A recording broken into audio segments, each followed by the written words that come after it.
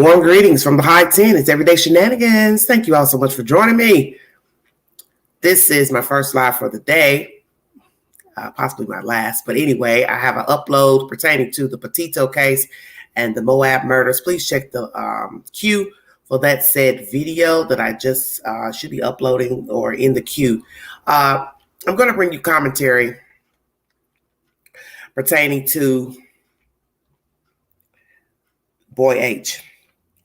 This is the father, Andrew Hiltz, giving his commentary about allegedly what Boy H did or did not say to law officials on June 15th or in the vicinity of June 15th. Thank you so much for joining me. If you want to donate to the channel, $Beganji 129 Cash App. All super chats are welcome during the live. Happy Saturday to all of you. Hope you're warm. Evil exists is the source. Amen. Let's get this party started. See where we can go with this. Mercy me. 1 second, everybody.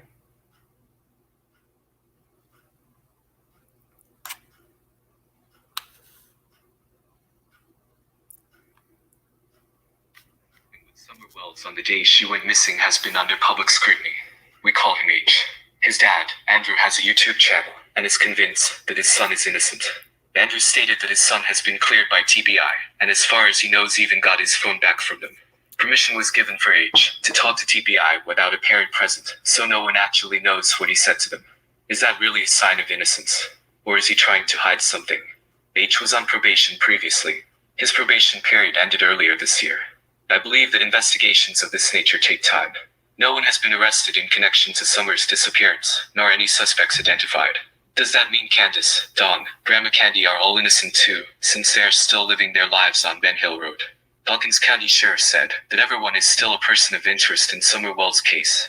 Here's why Andrew believes his son is innocent. Not even his mother knows what was spoken about. Between the LE, the TBI, and my son. They had permission to talk to him alone. They spoke, and by them not arresting him right then and there, only proves to me my boy is innocent. All right, everybody. Whoops, sorry about that. So let's say you're driving along and you find this. Check it out, a pothole. Sorry about that. Ouch. Trying to get all this out of here. Won't stop talking. Oh, my Lord. Well, the group in Vallejo, California says they tried Sorry. all that and no one came to fix anything. So what they do, they suited up and started fixing them on their own. Can you believe this thing? I hate this new device I have. It's hard to press the stop buttons. Okay, volume button. Excuse me. Sorry about that. Let me start by saying TBI, Hawkins County Sheriff's Department, has ruled out no one as a suspect. So whomever had vicinity to the child, knows the child, related to the child, was with the child, that's all participants, the parents, Boy H, Grandis, whomever else. No one has been ruled out. No one has been arrested. So basically, Andrew can't say that the child is innocent. Now, I don't believe that H. Let me make this clear with what I'm saying. I do not believe H is involved, but I wasn't there and I don't know what he saw, didn't see, or what he may be repressing and or covering up. But no one has been ruled out. That has to come from law officials. Where I have the problem with this commentary, once again, first of all, Andrew, why are you talking? Why are you talking about this kid, this case? It's bad enough he went and spoke to Chris Madonna. All these rumors started flying about what was said by him. Now the name drop is an issue by different participants. Other people are jumping out the clown car, having something to say about the Wells, Don, the relationship with Don, what they saw at the house, how the mama looked, how the children look. Why are you coming out 7 months later? Thank you, honey. Why are you coming out later, 7 months into a storyline, an open investigation, talking about what your son did, didn't do, what he didn't say? I believe he's innocent. They didn't arrest him right then. Well, guess what, Andrew? They didn't arrest Candy either. And she's the damn mother. And as somebody said the other day, on somebody's channel, I think I was reading the chat, why do you all want to keep saying the child was left alone with H? No, the child wasn't left alone with H because he is a child. So he was in a company with another child alongside an adult, which is Candace. He wasn't a babysitter. He invited himself to come along. She picked him up, brought him along for this event. And that's the bottom line. And I have a problem with you, Andrew, because you won't shut up. You're doing like everybody else, jumping on the bandwagon, talking about this and this and that and this. Why? Why are you speaking? You have no business telling the public that you don't believe what version he gave or what he said happened. Well, if you ain't talked to him, then how the hell you know what he done said? The only thing you can judge at this point is what he told Chris Madonna. And then hell, when I listened to commentary yesterday, I was listening to AB's channel. Hell, you didn't even know Chris Madonna damn name. Didn't even know who he was. So what is your role in this storyline? You weren't in Tennessee, allegedly. You were in New York, Afghanistan, wherever the hell you were. And then you come in the story a day late, dollar short, talking about what your son told somebody. You don't believe he told Ellie the truth. You believe it's BS. Now in this commentary, oh, I believe him. He innocent because he didn't get arrested. Huh? Come again? You didn't even know who your son spoke to on a YouTube platform. That tells me everything I need to know about you, sir. You didn't even know Chris Madonna's name. How could you not know who the fuck Chris Madonna is and your son spoke to him? And it went around YouTube and back again. So that tells me you don't really know what the fuck is going on. Because if H has not spoken to you about June 15th, he didn't tell his mom about June 15th, then why do you have something to say 7 months later? And it's for Allie. What the fuck is wrong with you?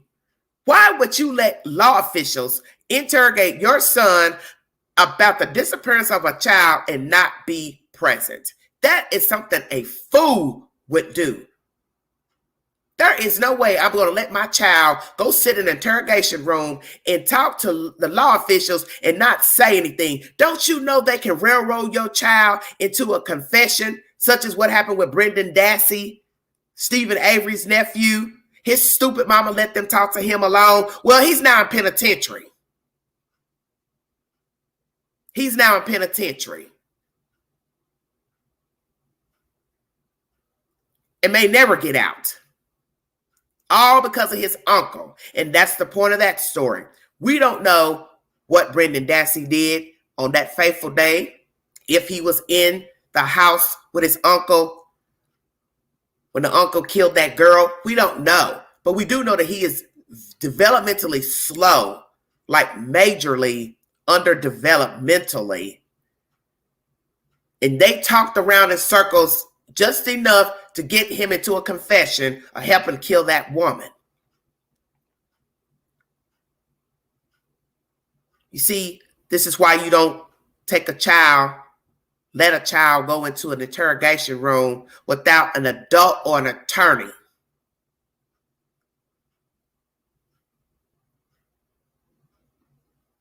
This is ridiculous. Allie, you should not have let them speak to your child alone if what Andrew is saying is the truth. But see, this is why I was trying to explain to someone on the panel the other day where I have a problem with Allie. You can say all day about she's fit, she's this. That's your perception. It's not mine. My perception is she's let her children do whatever. Obviously, she doesn't have an iron fist with her kids. Because let's just keep it real. We learned of commentary months back of the daughter running away. Whose house did she run to? Of all the places in the United States that the daughter could run to, she'd run to Hollerville up on the mount. Hello? Her and a friend are in the middle of nowhere, banging on Candace's door, and her husband, Mr. Don, didn't want the girl and the other chick there, young lady. So they're sleeping outside on a mattress. Is everybody hearing this? Well, I believe he already had a channel because there's content on there that's years old. The point is this. Allie's daughter had issues of running away. You can go to her Facebook post and see where the child ran away a couple of years ago. I don't know what was going on between the child and the mother. As I said, I don't live with these people. I don't know. But whenever children run away, there's something wrong. There's either something wrong at home or there's something wrong with the kid. Now you factor in boy H. You've got a young white boy throwing up gang signs. Nice looking kid, as you see in this Evil Exists video. He's a nice looking kid, but he has no business in the company of Candace. And possibly not even his own mother, because his mother obviously can't make good decisions on the company she keeps. Because he knows too much for a 15-year-old kid. His language shouldn't be the type of language a 15-year-old discusses, pertaining to drug usage, playing hide and go seek with your children, getting turned up, drunked up, geeked up. That's not a conversation a 15-year-old should be talking about. He should be talking about playing video games and going to the mall. Not what somebody does with their children when they get drunk. Oh, you know how she is. She forgets her kids. She thinks she's lost them. But don't you find it funny on that day? She lost a whole kid. Stay woke. Who's to say that this wasn't the grand poobah of June 15th? See, I listen to things. That's why I know boy H ain't making stuff up. Because if you listen carefully to what he said, basically Candy has been setting the stage to get the little girl gone for a long time. Calling people drunk. Oh, I can't find my kids. Oh, I don't know where they are. And then poof, voila, June 15th, 2021, a whole baby is missing. And 7 months in, she still hasn't been found. See, you all don't listen to the information. I stay woke. I stay woke. Who's to say Candace has not been planning this for some time to get rid of Summer Wells? See, you all don't listen. You hear what you want to hear. Boy H laid it out to you if you were woke. He was already telling you, she's been doing this. Oh, the children weren't actually gone, but you know, she gets drunk and thinks she's lost her children. That doesn't even make logical sense. So let's ask ourselves then, since everybody wants to talk to boy H, maybe that question should have been asked by Chris Madonna. See, Chris Madonna didn't ask a whole lot of questions in his commentary, because if it had been Queen, I'm getting ready to go for the jugular, even though it's a 15-year-old. I'm going to ask all the questions. He would definitely been yawning when I got done with him, because he'd be like, I got to get the hell out of here. This lady's asking me a whole lot of questions, but isn't that the point? What you were supposed to ask Chris Madonna is, how many times had she lost her children? And which children had she lost? Was it the boys or just Summer? Stay woke. Thank you, Moon. When was the last time Candace told boy H in a phone conversation and or face-to-face that she lost one of her children? And which child was it? See, y'all don't listen. This looks like an orchestrated crime, like I have said. And now when I jog my memory back to that commentary by boy H to Chris Madonna, perhaps she has been lying in wait to get rid of Summer Wells. She was tired of being a mother to her. She was tired of having this child, this girl child. And if we'll believe the allegations brought upon her in private conversations that she didn't want a girl child. She wanted Grandis to raise the child, but Grandis didn't. We have to ask ourselves, one, why didn't she want a girl child? Two, why didn't Grandis raise the said child? Why are we now looking for a child that's a girl and missing? We may not have confirmation on all the rumors pertaining to the Wells, but one rumor that sticks out as a sore thumb is her losing her children when she gets drunk. So now we have to ask the ultimate question. Chris Madonna, you didn't even ask that. Candy, were you drunk when you reported Summer Wells missing? Come on with it, Queen.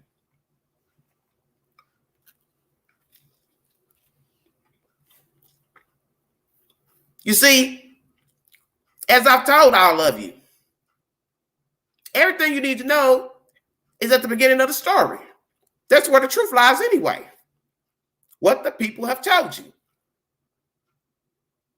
And you've got a kid telling you. She gets drunk and loses her kid, but not really. She just thinks she's lost him. And then lo and behold, a whole child is gone.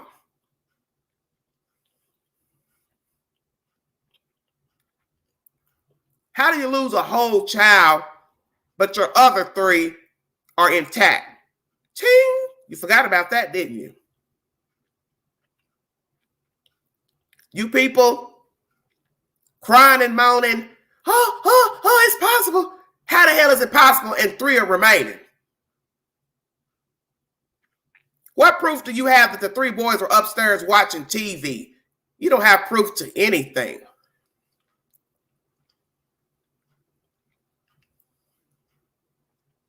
You see, because you all don't listen. How do you lose a whole child inside of a house and you have other children also inside of the house? And we have no verification that Summer Wells ever made it to the house. We have no verification that the three boys were at the house. You all don't ask the pivotal questions. Chris Madonna, you left that out. Are you sure Summer was at the house, ma'am? Are you sure she went to the basement? Are you sure your three boys were there? Because H says that you told him the boys were at work. See, Chris, you missed a few points. You want to catch somebody in a lie, ask them something that somebody said they said. Ting. See, that's what you should have been asking her. Let's go back to what H said. You said the boys were at work with Don. Well, were they? And then wait for her facial expression and her answer. We didn't even get the opportunity because you never asked her. Candace, where were your boys on June 15th? You see, she couldn't answer about the pillow. Y'all raising hell about a damn pillow. Raising hell about some milk. He going on and on about some milk. I'm tired of talking about that. It's neither here nor there because you're never going to get an answer to what the significance is about a milk and a damn pillow and on and on. But the point is, we now hear that boy H spoke to law officials without a parent or a lawyer. So what did he tell law officials? Did he give the version that he gave Chris Madonna? Because if he didn't, he is screwed. As I told you all that in my live the other day. That you don't know what boy H told TBI. And if his parents were in the room, then that means he could have told them anything. So now you have him talking to Chris Madonna. God forbid he didn't tell all of what he told Ellie that he told to Chris Madonna. His parents weren't there to hear a version. So what's the truth to June 15th? I pray for his sake that whatever he told law officials, it matches what he told Chris Madonna. Because if you vary, boy H, TBI is going to be banging on your door to talk to you again. All because of your daddy's big mouth. A man who ain't raising you, who don't live in the state of Tennessee, didn't even know who the fuck Chris Madonna is, but now wants to come out 7 months later to give commentary. You, sir, are a piece of work. Hit the link if you want to give your opinion pertaining to boy H and what he told law officials. Did he tell the same version that he told Chris Madonna? Will this scrutiny from his father affect him down the road with law officials? Will they be calling him back in to speak to him again, since now Mr. Andrew Hiltz has decided to crawl out from underneath the rock and give commentary pertaining to his son, who he wasn't seeing.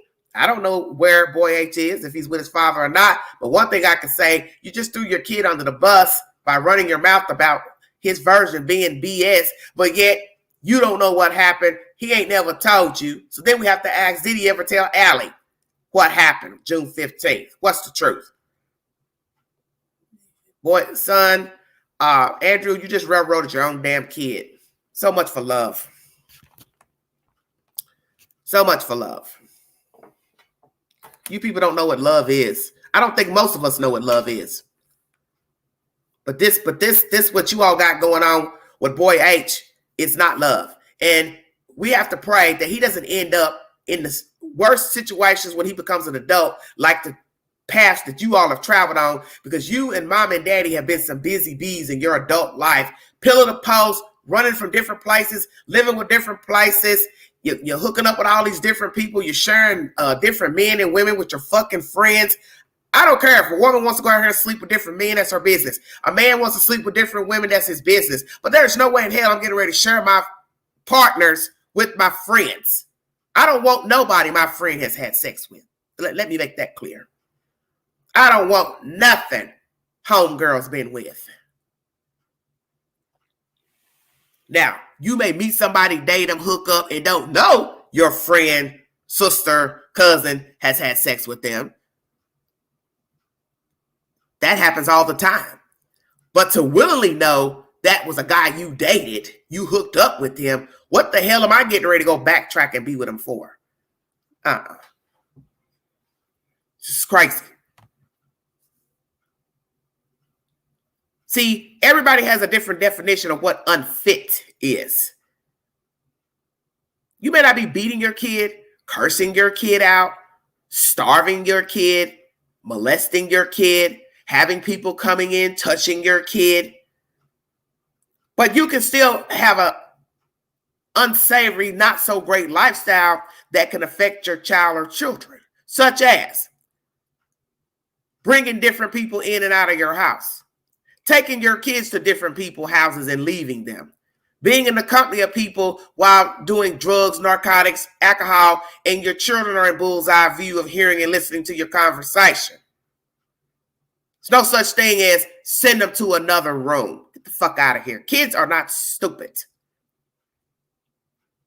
You think because you send a child to another room, then that means, he or she can't hear what you're doing in the other room. And if we were to think back to Candyland up there on 110 Bend Circle, they don't have any doors or walls. So whatever they were doing and saying, all of the children heard and seen. Are you listening? All the children seen, saw, heard, who, what, where at 110 Bend Circle. So whether you stay 1 night, 2 nights, 3 nights, it doesn't matter. You still had your children in a house with people who use drugs and narcotics and get stone cold drunk. And if we are to believe these people act the way they act when they get turned up on Facebook, YouTube lives, what do you think they were doing when there was no YouTube and summer wasn't missing? What are you missing about these people as parents?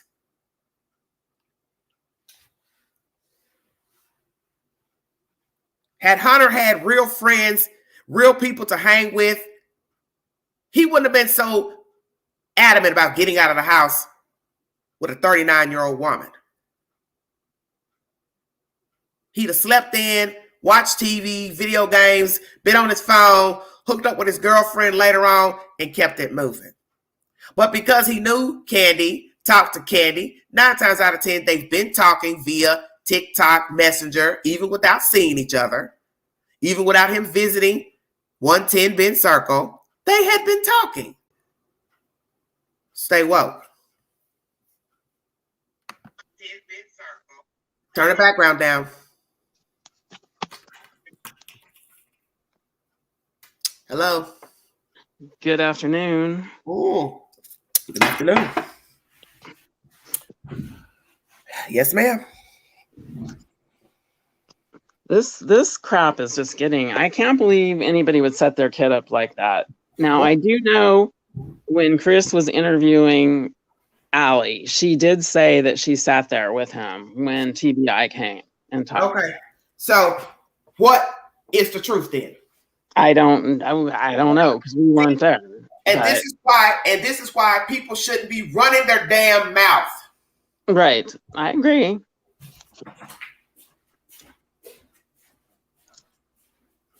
Go ahead. But, it's just that she sat there with every word. Of course, there was so much body language going on with Allie and him and the rest of the family when she chatted. I can't imagine that she would sit there and let him say something, because I do think that they know much more than whatever we know right at this point. Okay, I'm going to ask you. Do you think Allie was with him when the TBI interrogated her? Yes. Then what the fuck is Andrew talking about? Andrew, I don't think they have a great relationship, and Andrew is just out for himself.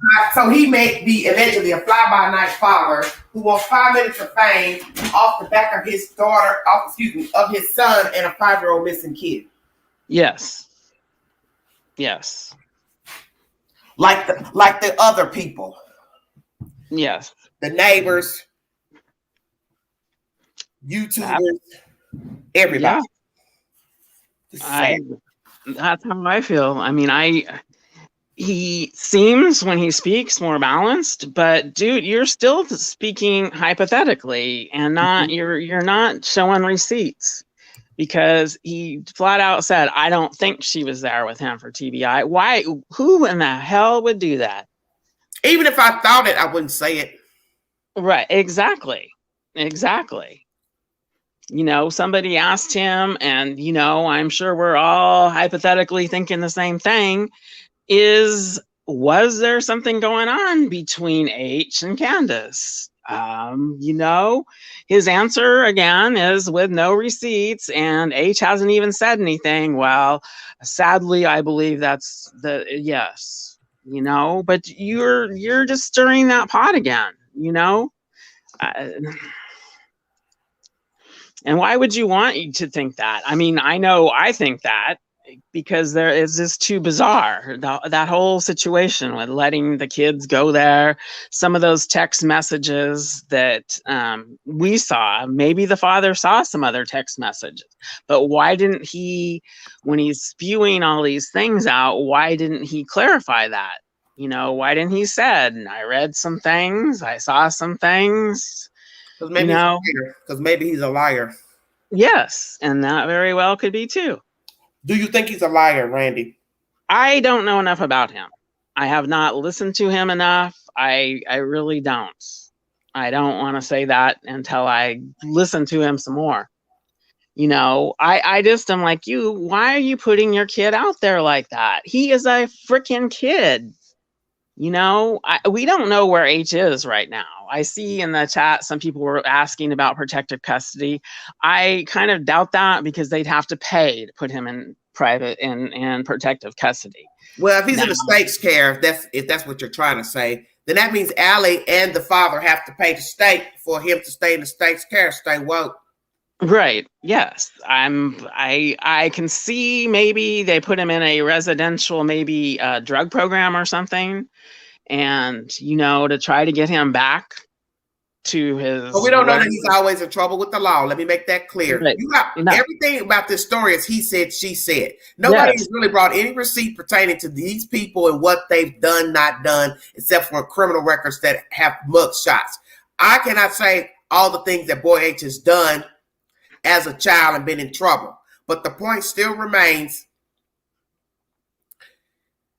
he's a child and children make mistakes. And anything he did under 18, it's going to be sealed. So it's not going to even matter if he robbed the store, tried to carjack somebody, whatever the hell you think he did, that ain't gonna matter when he's 18. Those records will be sealed. That's correct. Unless he commits a heinous crime and the state of Tennessee wants to charge him as an adult. Right. That's the bottom line. I just know from what I have heard is he is, I believe it's this month where he goes to trial for the carjacking charge. Excuse me, when the father says it, what should people think? Heather Lynn, where have you been for the past 7 months? We don't know any of these people in this story. And just because Andrew decides to come up 7 months later, what does that mean? Don't you find that suspicious? Somebody's supposed to care about their child, but they're going to come and now dispute what the child allegedly told the public. What type of parent would do that? And we're talking about a missing child and she could possibly be deceased. You think that's going to help the investigation, saying that your son fed Chris Madonna bullshit? So you don't think TBI is going to double back and now go back and question Boy H? Are you serious? His father said it. But this man lives in New York. He's not hands-on father that we know of. Okay. Right. Can you step down for a minute and let Bruin talk and he can come back up? I'll just Yes. do one mod at a time. Thank you. Just kick me out. I don't know how to do that. I'll leave. I'll bring you back up. No, that's fine. Thank you. Thank you. Thank you. Just kick me out. I don't know how to do that. I'll leave. I'll bring you back up. Take your stuff down. Thank you. Bring your background down, dear. I'll bring you back up. Take your stuff down. Please, bring your background down, dear. I'll bring you back up.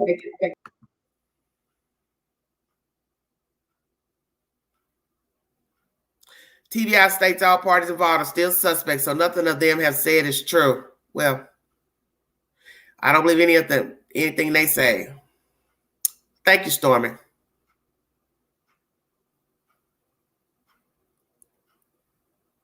Thank you all for the support.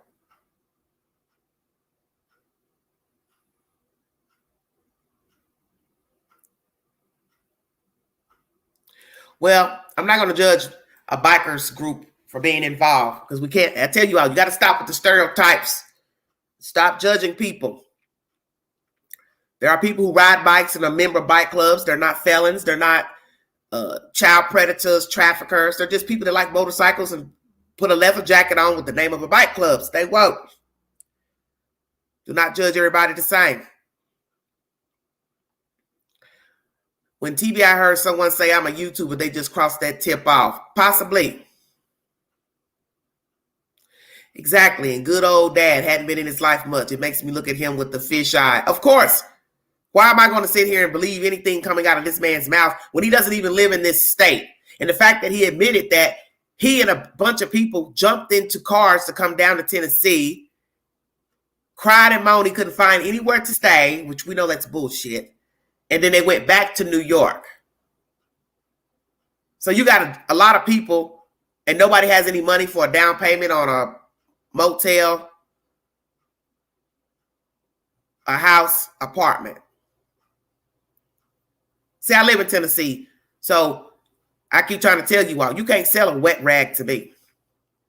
We're not talking about leaving Tennessee to go live in New York. That's a whole different ballgame. Coming from New York to Tennessee is easy street. Easier living. I've already made that clear how we rock in Tennessee. This is the volunteer state. There's lots of help here in Tennessee. And I can speak for East Tennessee because I live here in East Tennessee. People have come here from all over the world and gotten help. So I don't know why this group couldn't have found any help. All you had to do was ask. As we say in the street, a closed mouth don't get fed. Ask and ye shall receive. So I'm leery of anybody that jumps into a story 7 months in. I don't care who it is. That's okay, Nay. I don't care who it is. Papa, mama, whatever. Hey, John, how you doing? I don't care who it is. You go immerse yourself in a case 7 months into it and your child is a part of the case. Why would you do that? You shouldn't be saying anything about your child in a negative light. What type of parent's going to say, I love my kid, I care for my kid, I'm worried about my kid, but then I'm going to tell people on a fucking YouTube channel, oh yeah, by the way, I think what he told Chris McDonough's bullshit. I don't believe he told him the truth. Well, then you just said your son's a liar. And you already got people bashing the boy 15 years old. That's what some of you fail to realize. He's just a kid. 15 years old. I don't care what he did yesterday or last year. So what? He's a kid. Until you can bring me a murder charge on him from yesterday, 5 days ago, 1 year ago, stop bashing that little boy. That's a little boy.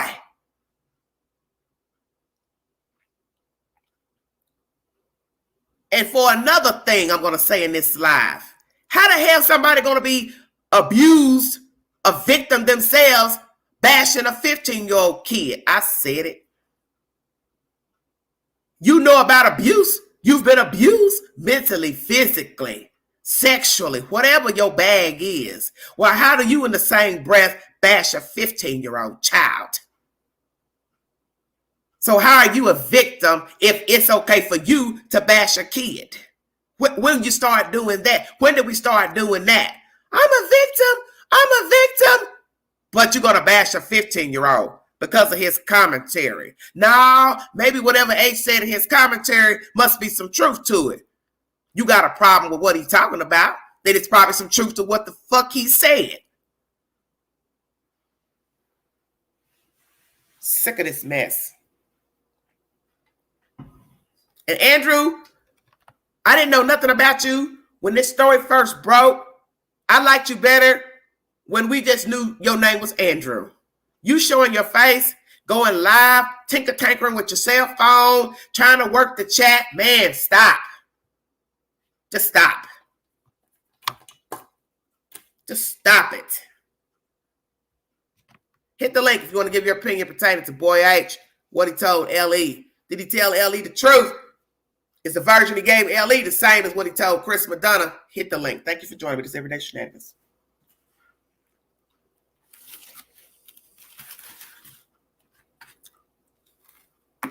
Yes, Dragon.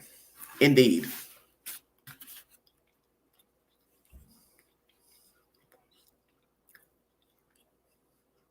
Yes. That's all they care about, Moon. You said it perfectly.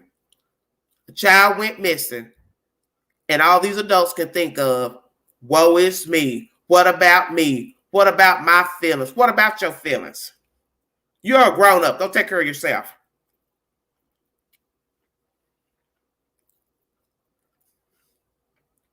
Very sad.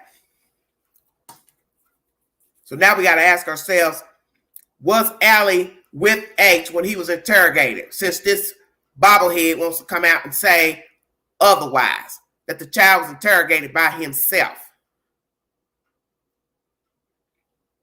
So, Andrew, I'm going to ask you this question since you like talking now. Why haven't you discussed June 15th with Boy H? I'm curious. You like talking in microphones and cell phones and looking at yourself.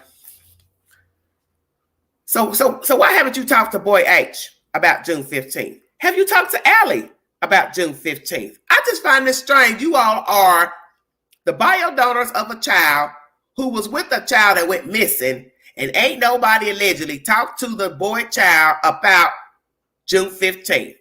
Where in the hell does this go on?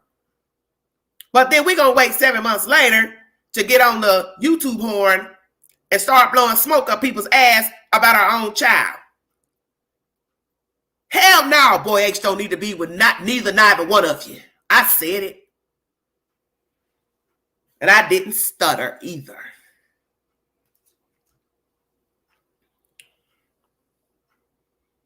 Yeah, Winnebago. Got 22-inch rims on it at this point. Shut up, Queen. And I'm sick of that too. Every time you look up. Have you noticed that too? Oh, they're in the chat. They're on such and such channel. They're in the chat. Oh, come on up. Hit the link. Let us hear what you have to say. You YouTubers, y'all know one thing. Y'all gonna have kidney problems before the year's out because y'all some thirsty ass motherfuckers I ever seen.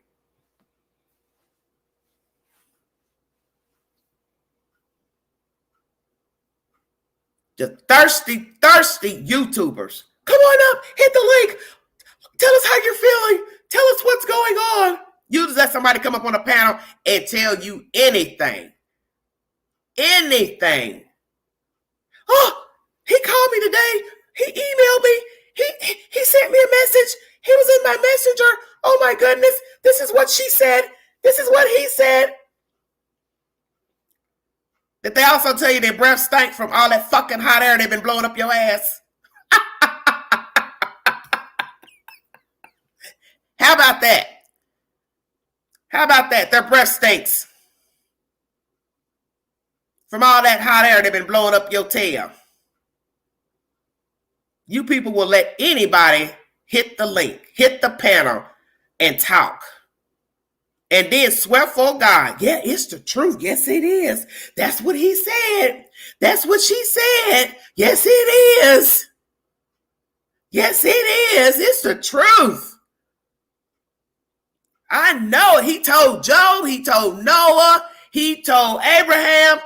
Everybody in the Bible. He told everybody in the Bible. Did he not? Did she not? Well, tell me what Job said. I want to hear what Job said. Since everybody telling the truth. Everybody telling the truth, but we ain't found Summer. Ting. Everybody telling the truth. Just think about that for a second. Everybody that immersed herself in the disappearance of Summer Wells is telling the truth, yet we don't know where Summer Wells is. What's wrong with that picture? I'm telling the truth. I'm telling the truth. I'm telling the truth. Yes, I'm telling the truth. Well, if you're telling the truth, where is Summer?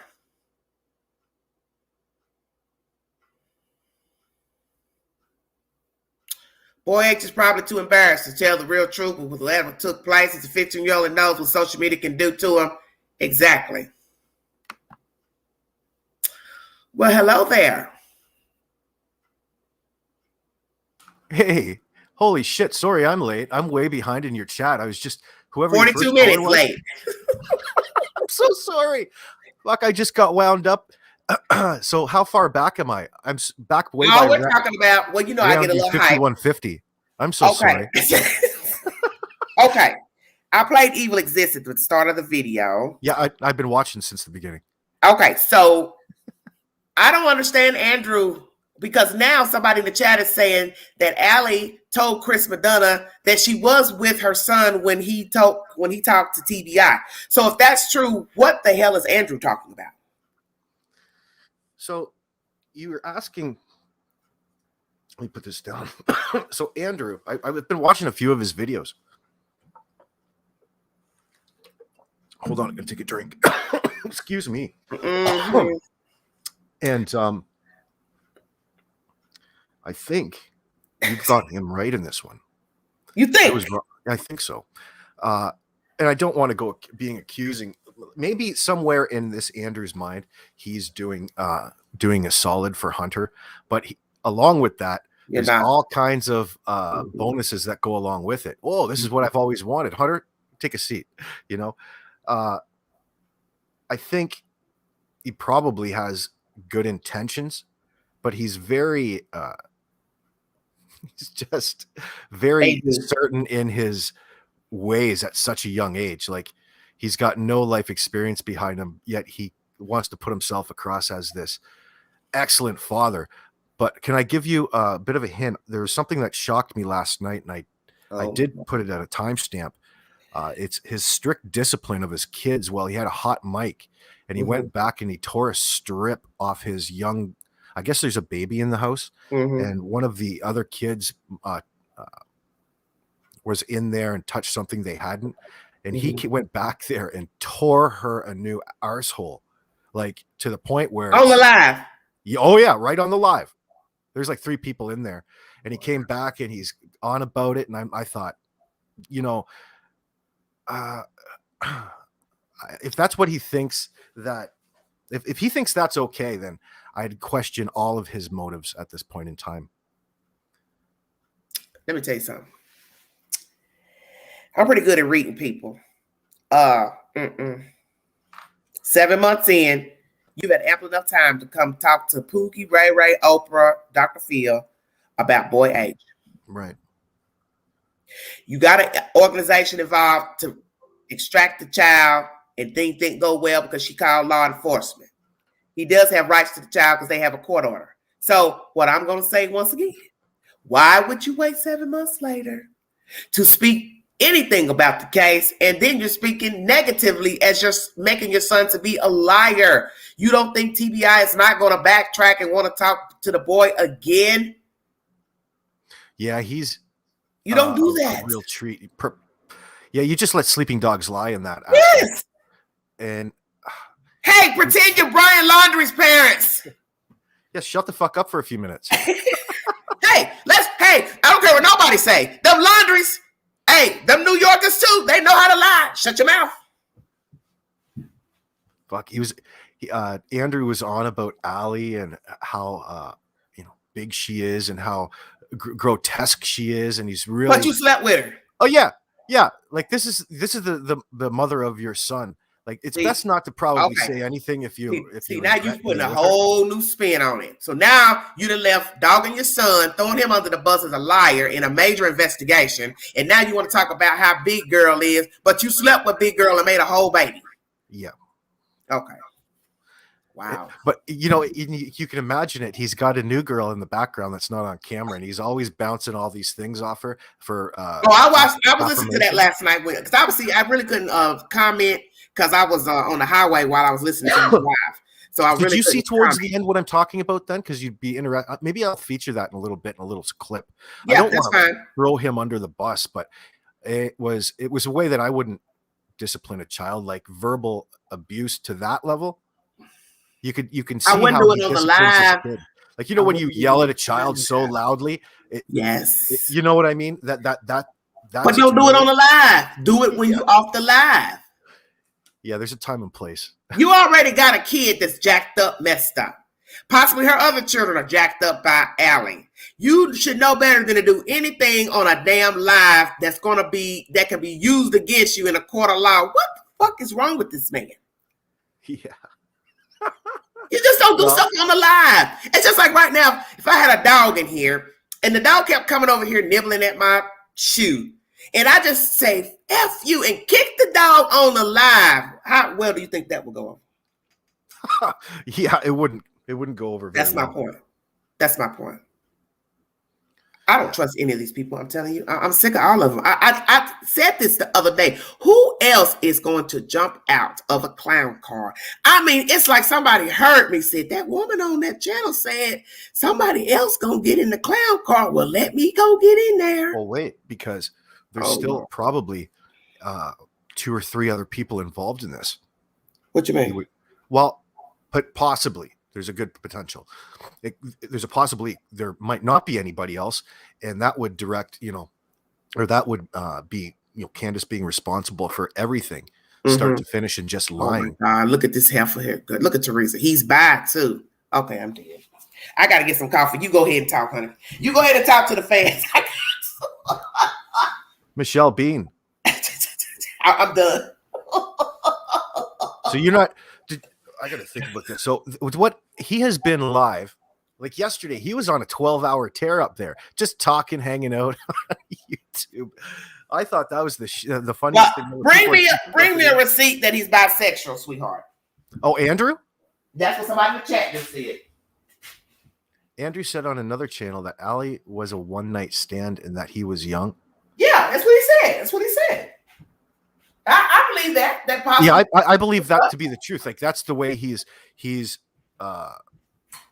portraying that particular situation. Well, now I'm curious. What does the wife look like? Oh, she sounds just like Sherry Delaney. Who? Sherry. She has a growly smoker's voice in the background. Yeah, but what I'm saying is, how does she look physically? If you see where I'm going with this. Andrew seems like one of those, when you see like a really scrawny dude with a larger lady. Say what? You ever see those like people who compliment each other in relationships? You'll see like a really scrawny dude with a girl that's about 3 times his size sometimes. Yeah. That's what I think Andrew is all about.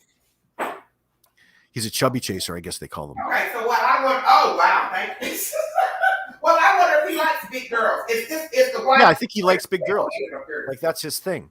He gets a lot of attention in whatever he surrounds himself. But I'm just guessing. There's nothing wrong with that. Like everybody needs love. Andrew seems to have a ton of love to be spreading around. Well, where is boy H? Anybody know? Where is boy? I haven't seen him in. He should be with his dad. We thought. I hope not. I hope not. I hope not. He's probably in the room playing video games, like he should be. AB, I don't think the child needs to be anywhere in the vicinity of either parent. That's just my personal opinion. Not from what I'm seeing. No. He needs an entire different environment. Well, things do appear one way, particularly if you're seeing them through like a YouTube or your television at home. Yes, you of have course. all those things. You can't make the final determination until you experience them in their own lives. But yes, they have a lot of questionable behavior in this. And that's the whole point. Association with how did they become associated in the first place? The whole families. That's what I'm trying to say. Grandis and Sherry, I believe. If you're just looking at these people through the looking glass, what I always say, imagine if you were in the glass with the people and you saw the real picture day for day, your hair would probably catch on fire. So I would think didn't they work together? Who? No, I'm screwed up. I'm thinking talking to somebody.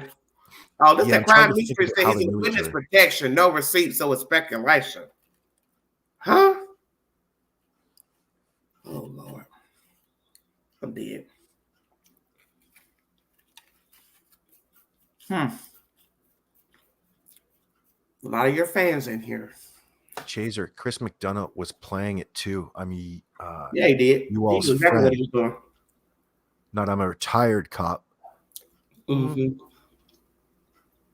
Andrew's a buffoon whose water brawn needs a transplant. Pronto. Birds of a feather flock together.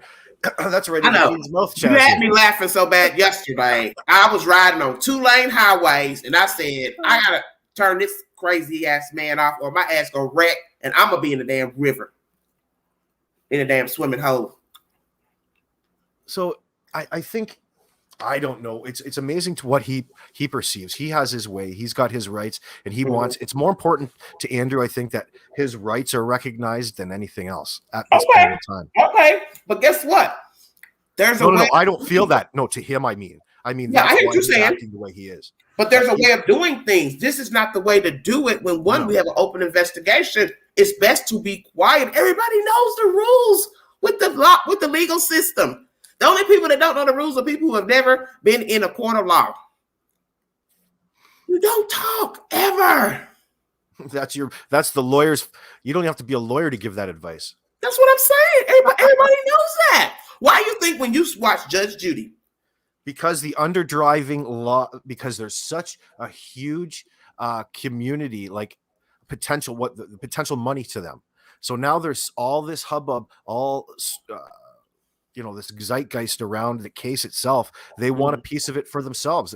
They see it as their right of the pie. So they'll come and they'll go up on live stream and talk about their tattoos. Hey, I'm going to do a 6-hour live stream talking about all my tattoos and yell at my kids in the background. What in the fuck? That's a little window in. Mm-hmm. That's a little window into the type of lifestyle that these individuals lead. It's not cool, which it happens all the time on YouTube. You can, but you know what I mean? People do that. The thing is, when you go into court, the judge will say, tell me what happened, right? They do not want to hear what color shoes you had on, what Pookie was doing on the side of the street. And they'll tell you. Want to know that what I asked you trust your kids, you know, all the useless information in between the facts, Candace. Yeah. What's going to happen when they come back and question them? See, that's exactly the point why I'm driving this nail in about Andrew. You can't now, 7 months in, say what your son didn't do or what you think is not the truth when he's already been questioned by these people. So now you are changing the scenario to where they can sit and wonder, well, maybe he did tell us the truth. Let's go back and talk to him again because, hey, your daddy's on YouTube saying you didn't tell us the truth. So what is it that you didn't tell us, boy H? This is stupid. Yeah. And he might clam up all together and get real gangster and say, I ain't talking to y'all about nothing else. Figure it out. Because in the end, like they say, it is the detective's job to detect, not my job to give you no information. Well, that's correct. That's your job. Their detectors should be going off in this case all the fucking time, you think. Well, let me ask you this. Tuber to tuber, do you believe boy H is involved and or has more knowledge than what he revealed to Chris McDonough? I don't think so. Okay. That's a kind of a double-handed question because no, I don't think I think if anything, he was used as an unwitting participant in all of this. Okay. So a tag along. By questioning him all about it doesn't necessarily mean that I think that he's has any guilt in the act of anything. It's just that I'm interested because he has all that experience historically. I want to know now all his relationship with Candace. I want to know how inappropriate it was, how long it's lasted, right back to I want to know everything about their relationship. Okay. Because I know on the surface it's inappropriate. Mm-hmm. And I want to know. So now you took it all the way over the other thing. Now you're trying to tell me you believe they done something together. Sorry, what was that again? You saying they've done something, H and Candace? No, I know within all of those details, I'm going to have all kinds of more questions. Oh, Lord. But that would be my conduit in. Okay, here goes Scarlett. H was in the car with the child unattended. You take it from there. I ain't saying nothing.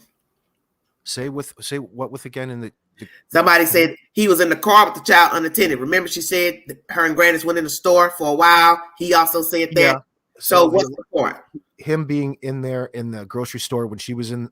He was in the car with the child while they were in the grocery store. They were just chilling, watching TikToks. Okay, but I think they're making a point when they say that. Yeah, that something could have happened. They're alleging that Hunter could have done something to Summer. That is the last thing. I guess anything's possible in the world we live in, but that would be at the low end of the spectrum. I personally, in my opinion, I do not think, and I do not get any sort of sketchy. Well, I guess I don't get that from Hunter. She said she got more than milk. She got some cheese and some other stuff. But like somebody said, see, we miss a whole lot. Well, if you didn't get a whole lot, then why did the boys need to come out and help get the groceries out the car? Ting. That's a good point too. We must get a whole lot of stuff because sometimes we just don't pay attention to every little thing that people say. Yeah, that's bullshit. Whole lot, or what did you get at the grocery store? I want to know everything. Like you got the milk we see. You got fucking bags. Well, remember he said she had to put stuff in the back, so that means she had more than the milk. Well, it baffles me too. Is a Miss Hare carrying groceries with a bum knee? Mm-hmm. But she said they separate their groceries inside the house, so that means they would have went in, separated them. Then she probably would have took her bag over to the mother. But see, I know how we never rock. Said anything about that when they got home, did they? But listen, she did say something about that in talking to Chris McDonough. Did she? Yeah. But see, this is where I'm getting ready to bring you some old Tennessee flavor. We getting ready to separate our damn bags at the Kroger grocery store. Ain't gonna be no separating at the damn house. When she's ringing it up, you tell her, put that in that bag. Put that in that bag. You see what I'm saying? We doing the separating at the store. There's no separating at the house because I want all my stuff already in the bag. So when I get out of the car, I grab my bag with my stuff and I go to my house. These are tweakers, though. Well, but see, that's the whole point about this tweaker situation. We don't really know what is the tweaking truth. Yeah. Well, yeah, I agree with you. It doesn't make sense in that regard. So it's another way in there. So are you still in agreement that you don't believe anything like anything, any part of the story when they arrived home? I don't think I believe is that they went to these few little stores. They went to the swimming hole. I don't think she walked down to the thing, to the pond, Grandis. I think she sat in the car because allegedly her knee hurt. Why am I going to get out and walk and just stand on a bum knee with no lawn chair, no pull-out chair? Stay woke. You know what really, the one thing that really aggravates me to no end is I really, really want to know for a fact or not, if I had one question to the TBI that I couldn't come to YouTube and ask or talk about, I would want to talk about it, just so you know. But is I want to know if there is some sort of verification from the boys, if she even made it home that day. We ain't gonna never know that, AB. That's the whole. This case would be over with if somebody would let the boys talk.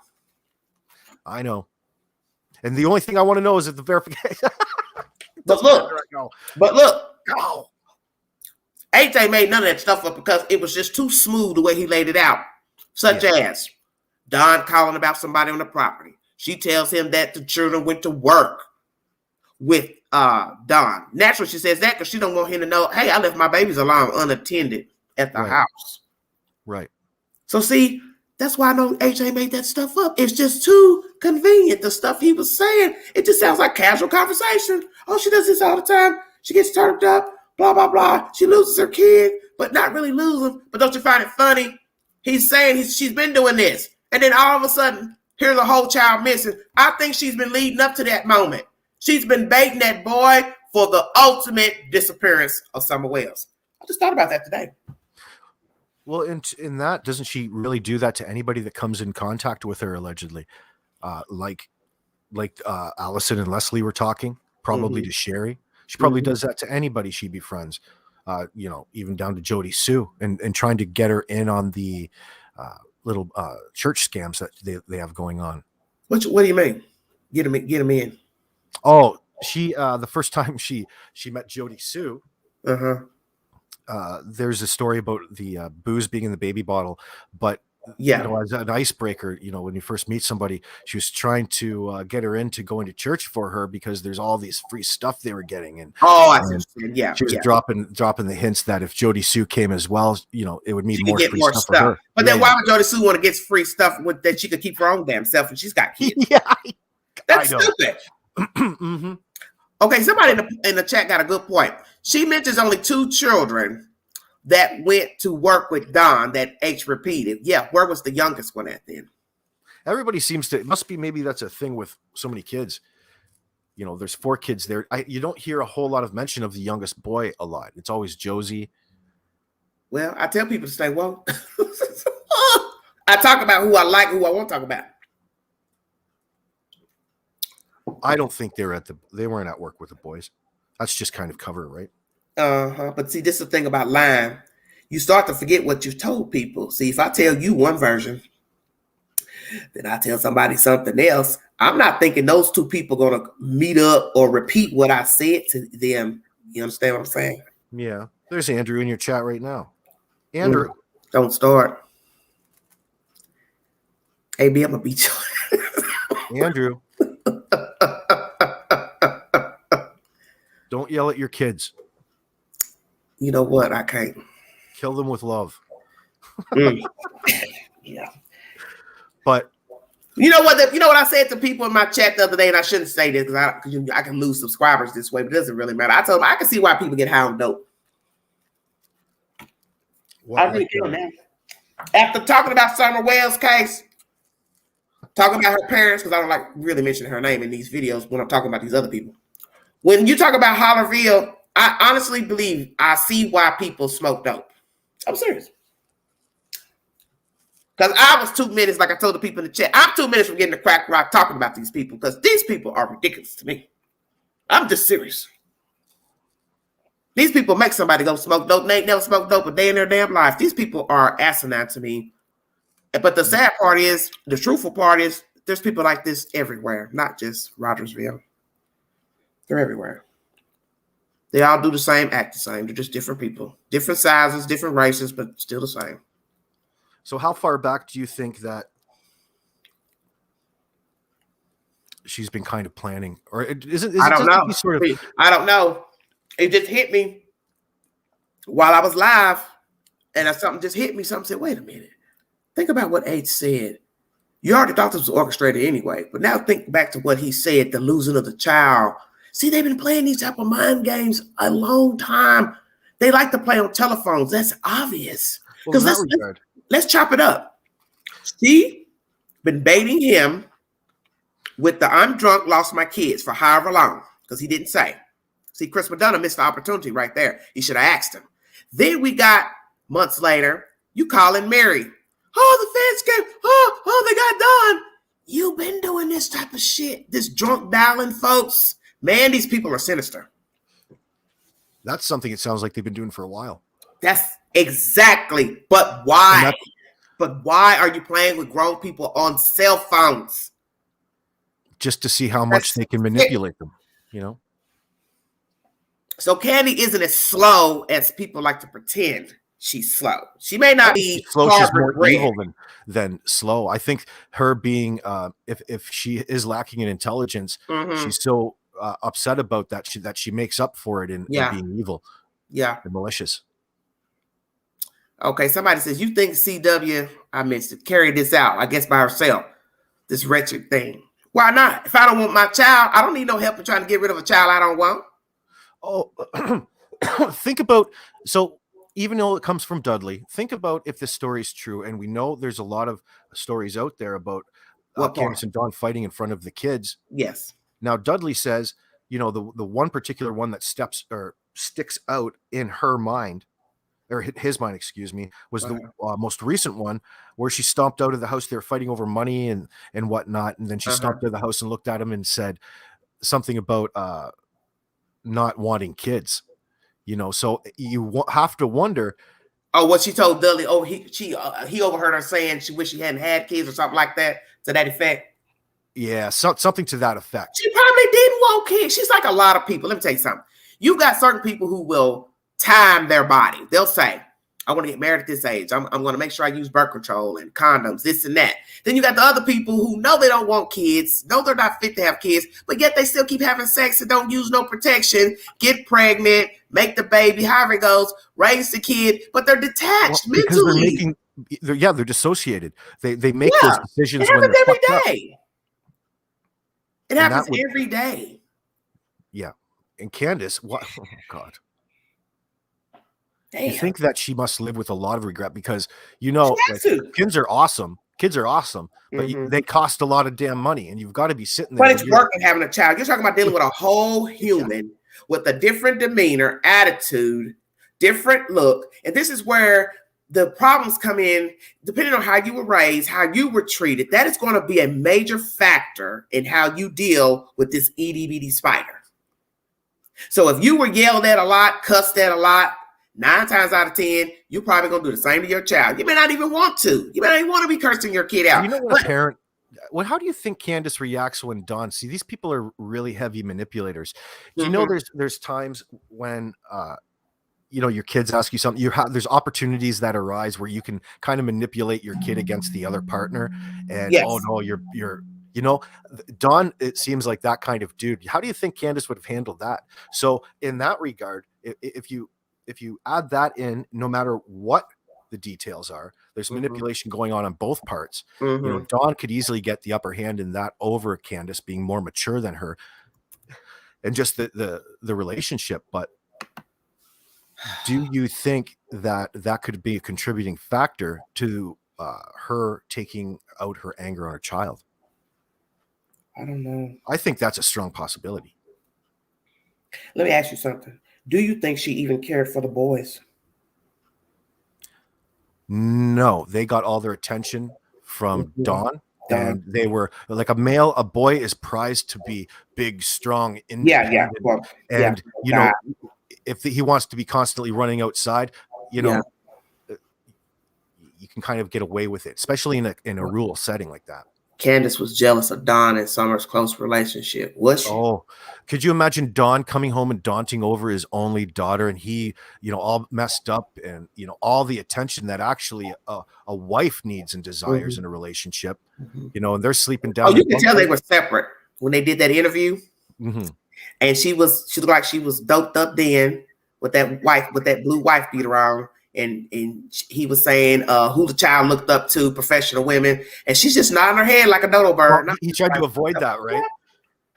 They didn't want to say professional, you know, like Summer, you know, exactly. I have a daughter, and believe me, I'm a single father. When a beautiful woman comes around my daughter does the same thing, like, because she lacks that attention. Like, she wants that attention from a female. She identifies as a female, right? Okay. It could, well, my daughter's special needs as well, so. But, you know, I'm not saying that's the only thing, but it's the fact that she recognized beauty. Don't you remember seeing a beautiful woman for the first time when you were a child? You're like, wow. Like, and it's all about the makeup, right? That's what my mom was, the most beautiful woman in my world when I was a child. And it had all to do with that makeup. So, yeah. What was we saw that with her when in the church videos, when she was holding her up at the pulpit, how she would just keep rubbing her hair. That lets me know she likes hair. Singing rubbing on it. Yeah, it's really a great environment for a kid there normally. Yeah, I'm getting what I'm not getting at home. Somebody's holding me, they keep picking me up, they're giving me undivided attention. So that's soothing to any child. I don't care if it was a boy child. You want somebody to, you know, hold you, talk to you, conversate with you, ask you how you're doing, how you're feeling, do you need anything? 9 times out of 10, Summer wasn't getting that at her house. She probably just did what she did, run around the house all day till she fell asleep. What kind of Hunger Games situation is going on up on 110 Ben Hill Road? Hunger Games. You know, or Lord of the Flies or Children of the Corn. You know, it sounds like these boys are running around doing what they want and raising Summer. So imagine Summer, like, church must have been a real escape for Summer, and around all those children and things like that. She wasn't in a nursery school or anything like that. She wasn't getting socialized as a young child, which is what you want. She should have been at home, but hers were her prison guards. Her, like, could you imagine your world being run by your 3 big brothers, getting your beat down? All shit flows downhill in that regard. Yeah, and these are kids, man. These are under 12-year-old kids. They're not going to make the right decisions at any point in time. And yet it's just baffling to me. But imagine going to church, though. All the kids, they're getting to see 2-parent homes, parents in there worshiping God, singing, eating. Even as a child, you're not dumb. You know what I'm saying? You're taking all that in. Wow, his dad's here. Wow, his mom is here. Wow, they're hugging on their kid. Wow, they seem happy, which we know everything's an illusion. Oh, but probably have blind love towards Dawn.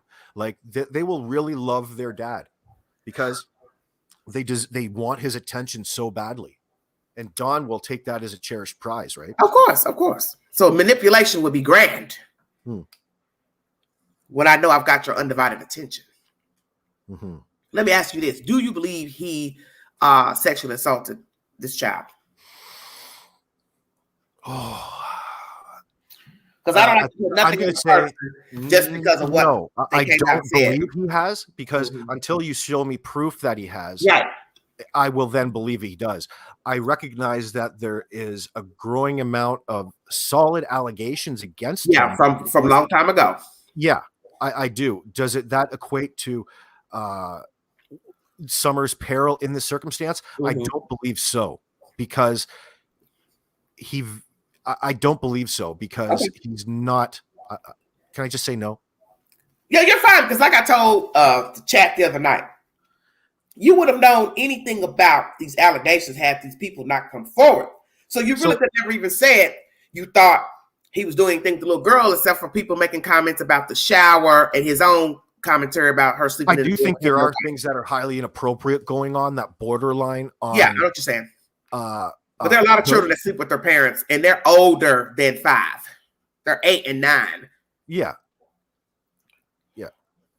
Now, the shower thing, I got a problem. Probably when you get to a certain age, I don't think nobody should be showering with their parents, period. But I do know that people could easily take a bath with a toddler and baby. Yes. With a shower or bath. Yes. And you can take a shower or bath in your swim trunks if you need, if it's an outdoor shower. Yeah. If you're camping or stuff. But I mean. Well, what about abuse to the boys? Any type of sexual abuse? Do you think the boys were sexually abused by either parent? Well, see, this is where monkey see, monkey do in that aspect. I don't think that there's any doors on any of the rooms there. Wow. Yeah. From the parties that go on up there, or we'll call them parties in that regard. Yeah. Although, these kids are exposed to so much, they must have some questions themselves in their mind, and I think that they. Somebody said poor AB. Am I grilling him? Oh no.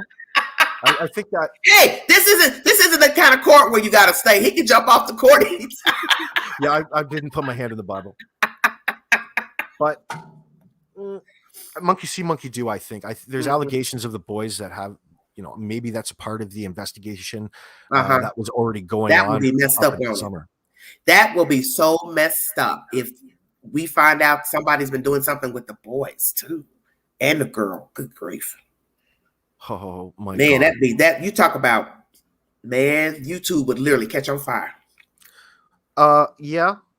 I think I don't know. I don't know what would happen. Like, I mean, they're allegations, right? Mm-hmm.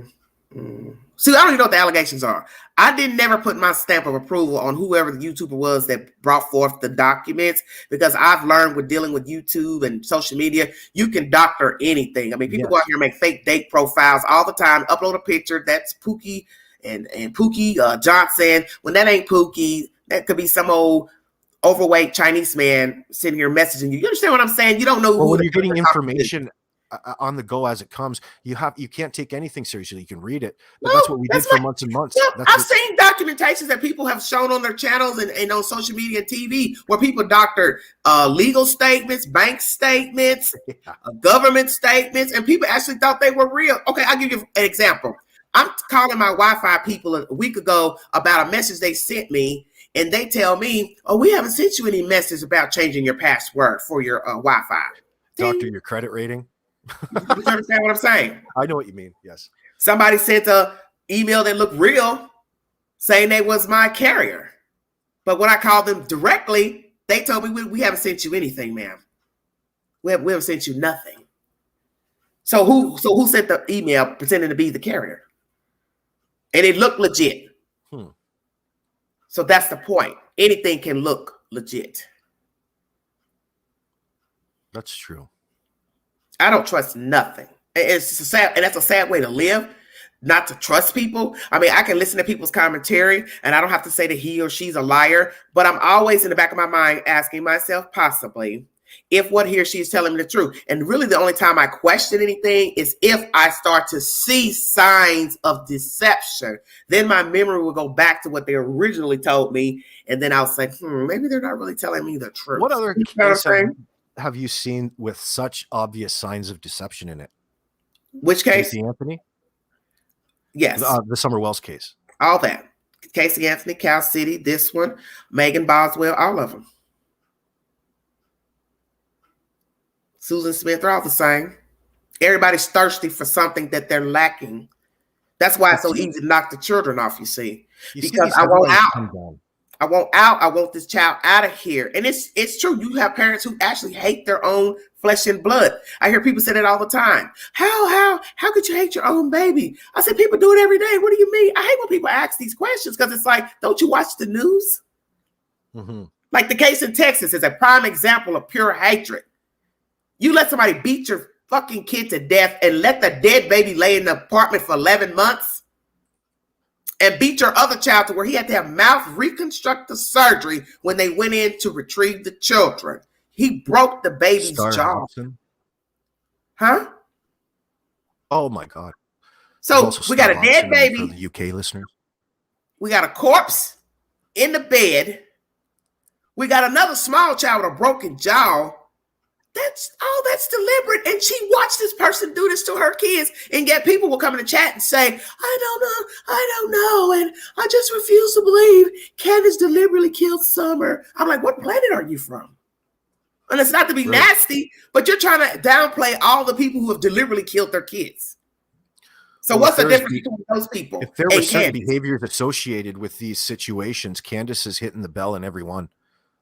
It's like they're the same behaviors, the consistencies between the cases. She's got an identity problem, obviously, mimicking her mother, even though they're making it seem like Candace is masculine, but she likes men. And you do have women. Let me clear that up. It equates to self-loathing, doesn't it? And that's what we're really talking about. Yes. So I'm mimicking my mother, but yet I do like men. I look like a guy, but I like men. And I see a lot of women like that. They look like they could be more butch or gay, but they're not gay or bisexual. They just look consider masculine. Candace or the Candaces to be LGBTQ in that sense? I don't know. I don't know what that is. I guess you would kind of have to, but I'm telling you, AB, when Chris Madonna walked her down that damn path to that swimming hole in that interview, and I'm looking at Candace from her backside, no way if I saw her on the street from her backside, I'd say that wasn't a man. You hear me? That looked like a straight man until you turn around and saw she had some boom booms. And were there boom booms? You understand what I'm saying? Yeah, I get you. She was walking down the street like she was walking down that path with Chris Madonna. You were walking at the swim hole behind her. You think that was two guys walking and talking until she turned around and you'd be like, what the? I think she's a spitting image of her mom. It looks like Grand. Yeah, and Grand is behind. They was doing an interview with her, talking about Rose Bly. She's more square ass than Candace. I said, what the F is going on? These gals look like men. But now we say, oh, well, she was all over Jose. She liked Jose. Look at her smile in the picture. Okay, well, maybe she's that type. She's masculine, but she looks masculine, but she also still desires a man. Well, she'll take it whatever she can get when she's all fucked up. Like which one? Either, I'm sure. But so y'all trying to say the Grandis gets high too? Oh yeah, fuck. Of course. Wow. Pills. Interesting. They'll protect that. They'll protect those their drug habits first and foremost. There's another couple things they lied about. But I still can't believe. I still refuse to believe Grandis and Jose. I don't know what the hell Dudley was talking about. It's off my subject, but that means y'all are nasty as hell. What in Candace? Candace and Jose or Grandis and Jose? Grandis and Jose. If I'm to believe what Dudley said, because I don't believe Dudley's. That's something about him I ain't believing, but there is no way I believe it. I don't want to believe that. I have a tendency to believe what Dudley had to say. Well, about 50% of it. Like, it doesn't have to, he never really finished all the tales. It doesn't matter if the word for word's correct, but his accounts were more important to me. Really? Why? Of their history. Just because it affirmed to me the types of individuals that Dawn and Candace are on the job site, just because I've experienced that kind of stuff. Yeah, I believe some of that stuff. The way the kids look, she looked, and going to the job, showing out, wanting money. Like I told somebody, fighting on the job, acting like fucking. She was probably wanting money to go do something she have no business. Because let's ask ourselves: if I'm married to you and we sharing the pot, I shouldn't have to drive all the way to your job site to get money from you. I should have access to the bank account. Have a bank card, wouldn't you? Huh? Yeah, you have your own bank card, I would expect. You would have, yes, you'd have your own bank card. You'd have cash put to the side. You've got children. So what does a woman look like going to her husband's job to get money and she has children with him? You think your husband wants to stop at the store and get bread and milk all the goddamn time? Well, that's what I'm saying. But see, that's the whole point. Maybe she wasn't going to get bread and milk, or maybe he's unfit with the money. She's an addict. He knows if she had a bank card, he's taking all this drug money. Well, that's true too. She drinks too. Yeah, I understand. Yeah. So maybe that's it. I don't give her no money. I don't give her access to a bank card. If she's I'm not saying I would expect in this situation, the way I look at it is that she's not working and at home with the kids. Dawn probably doesn't trust her with the bank card because she has all this time to sit around and spend the money that he's working for. It's too out of control. He's a bit of a control freak in that aspect, I think. Okay, here you go. Lori Blythe. H possibly told his girlfriend what happened. Good point. What did he tell the girlfriend? I didn't think about that at all. Interesting. So what does the girlfriend know? Because people do tell things, as we call it, pillow talk. That's usually when people confess their sins, is when they're lying down. Not to say, him and the girl did anything, but just speaking and referencing. That is usually when people confide in people, is when they are intimate. What do you think? You think he told the girlfriend what actually happened? I think he's told everybody what actually happened, to be honest with you. Well, then why is Andrew saying otherwise, that he don't know what happened? He because I think that's just Andrew. I think Andrew thinks that he's in a position to interpret Hunter, and he's letting the public know his own version of it. Well, I don't think he should be talking. Don't talk. Yeah, I wouldn't talk about the case in that regard. Yeah, because too much time's gone by, and you're giving conflicting information, which is going to make law officials go back to the boy, and that's just going to stir up some more junk. What is the big? Remind me again of what the major conflict in what Hunter's dad said. That what the version he gave, I guess, to Chris McDonough was BS. He don't believe that was the truth. Whatever he told Chris McDonough. So straight up, he said the interview that he gave Chris McDonough was all bullshit. That Hunter said. That's what he said. Mm-hmm. I'd fucking put duct tape on your mouth. That's what I'm saying. What sensible person would ever say that after all this time? And really wouldn't even matter if he said it day one. People are going to be like, what the hell are you saying? That's your child. It's got it. That's it. So the only thing that I can think of is that it's a way to get people to your channel. It's a bit of a what would you call it? Clickbait or whatever y'all call it. Clickbait. That would be just a clickbait, maybe claim. And he seems to be, now I'm not excusing it, but he seems to be the kind of guy that doesn't filter his thoughts. He's more of a he doesn't think first before he speaks. Yeah. So he'd have to get an awful lot more specific. Which part was bullshit specifically? Yeah, and that's what I wanted him to do. Just don't throw that out there. Just don't throw that out there. Explain what you mean. Okay, here's a comment.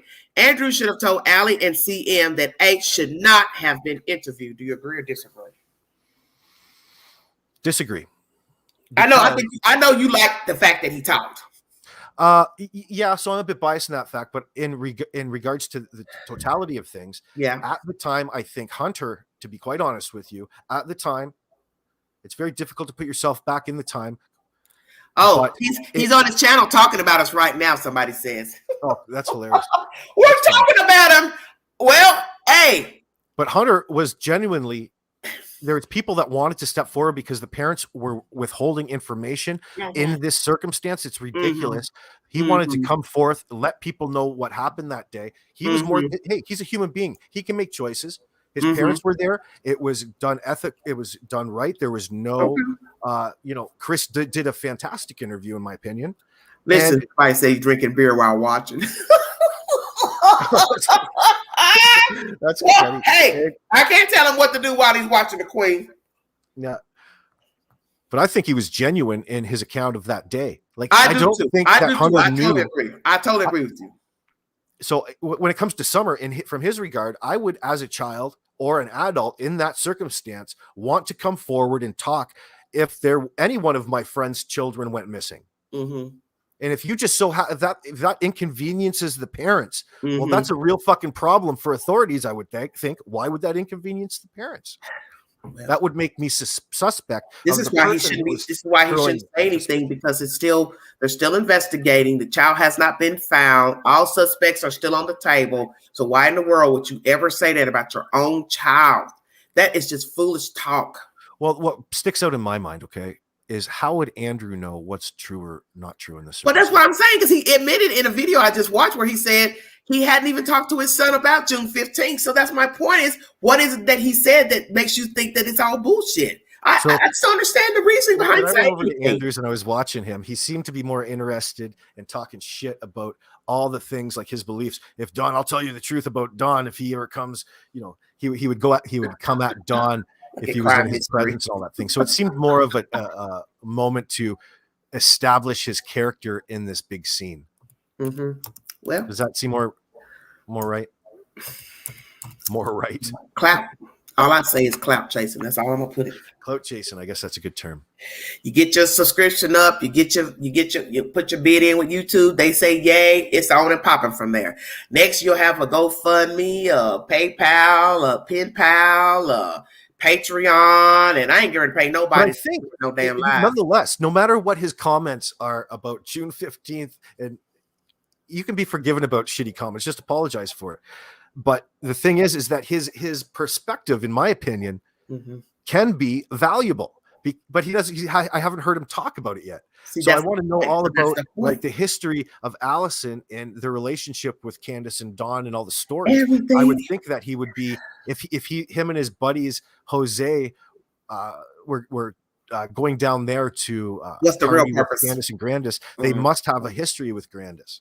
Well, what's the purpose? What was the purpose of coming down here? Why did you go back? Why did you stay and try to make it work? Because as I said, it's the volunteer state. It's one of the easiest states to live in all the states in America. So for you to leave here, it's bullshit. I'm telling you, man. Because I live here.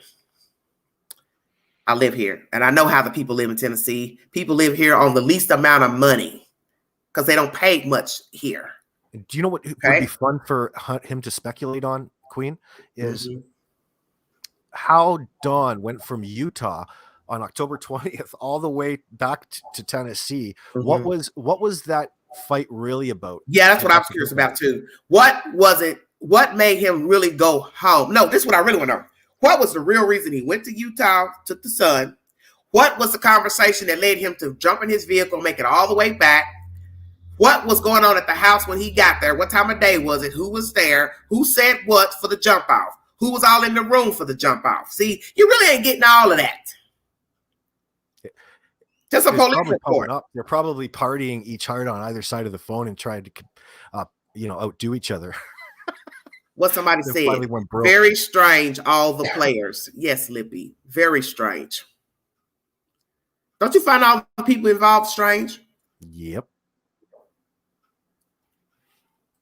We got these creepy looking men walking around with this long hair from the 80s and just there's certain cliques that that predators will be attracted to it. And I think that this little clique, I think sexual predators that we refer to them as would be totally attracted to this one.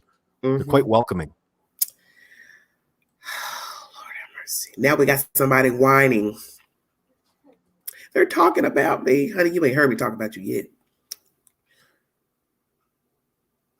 I don't really care because I don't agree with what he did. He should not be talking. He should have said nothing about boy H in a negative light. And that's my personal feelings. You're his parent.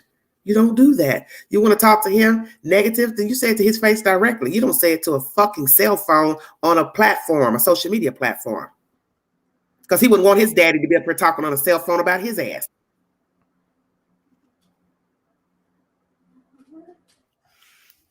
Queen, I got to jump off. People are getting hungry around here. I'll be in the audience. Stay warm. Thank you. All right, everybody. That was AB. Yes, we are a hospitable state. This is the volunteer state. For those who do not know what Tennessee is about, we're very hands-on here in helping people transition to one platform to the other in life.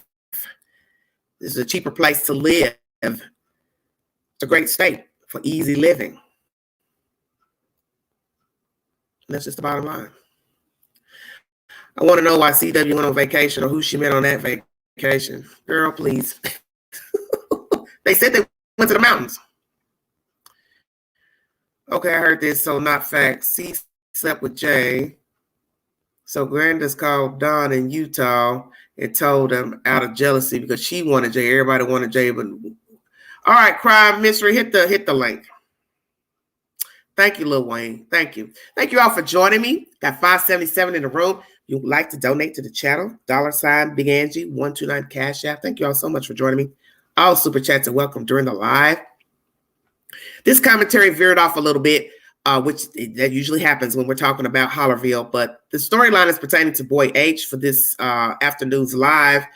I played you information from Evil Exists, where Boy H's father has given commentary about the child, and I'm I just don't like what I've heard. I don't believe in people talking publicly about their children in a negative light. This is the very reason why children have low self-esteem, depending on how their parents have treated them.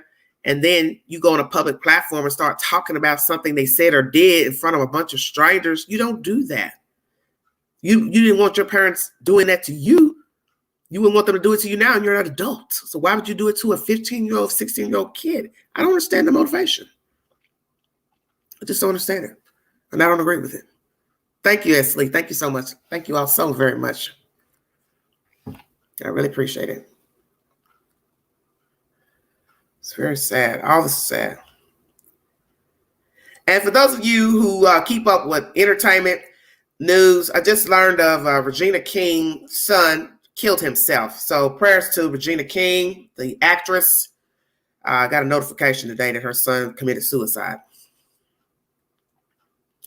So prayers to the King family. Thank you all so much for joining me.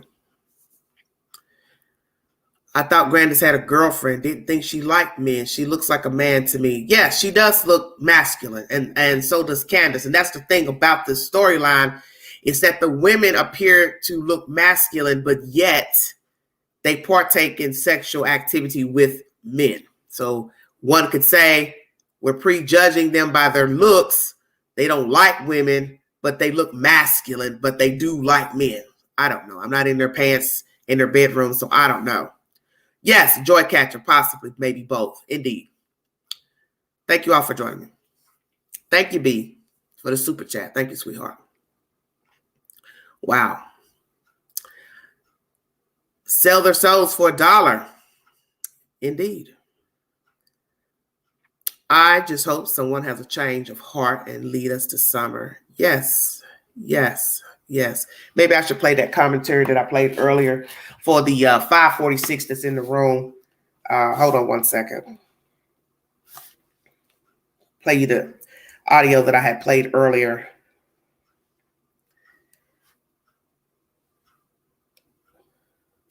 Hold on one second. See if I can find it. I don't know. This device won't let me go back.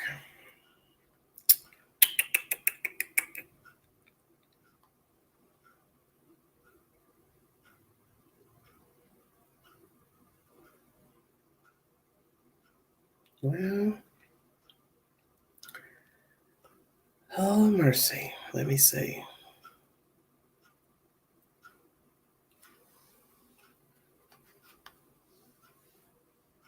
I can pull the video up, so I'm having a problem with this.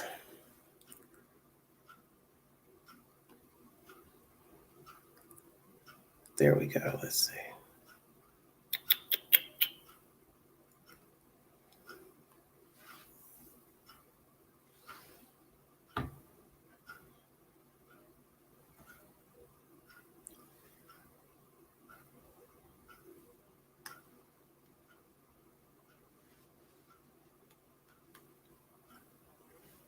One second. I'm trying to find something.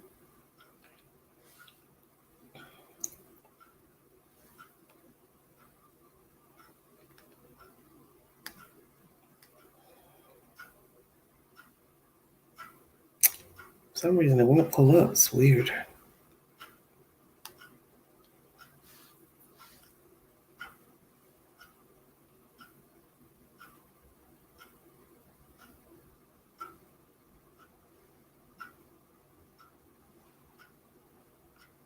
Seen swimming with Summer Wells on the day she went missing has been under public scrutiny.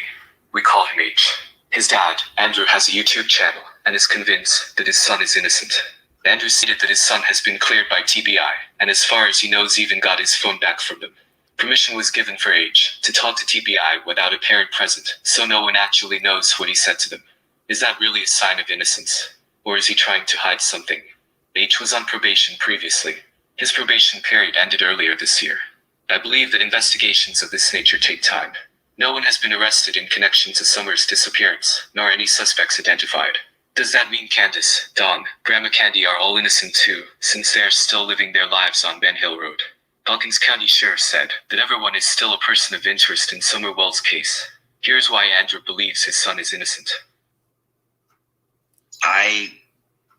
Not even his mother knows what was spoken about This is the father speaking. between the LE, the TBI, and my son. They had permission to talk to him alone. They spoke, and by them not arresting him right then and there, only proves to me my boy is innocent. Okay, everybody. That was Andrew Hiltz, the father of boy H, speaking.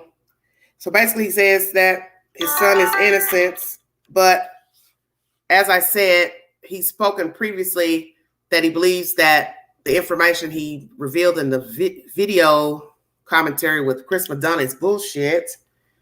He also stated that he hadn't spoken to his child about what happened June 15th. He also says in his commentary, the mother was not present during the interrogation, but yet somebody says that Chris Madonna said that she did. She told Chris Madonna that she was there at the house.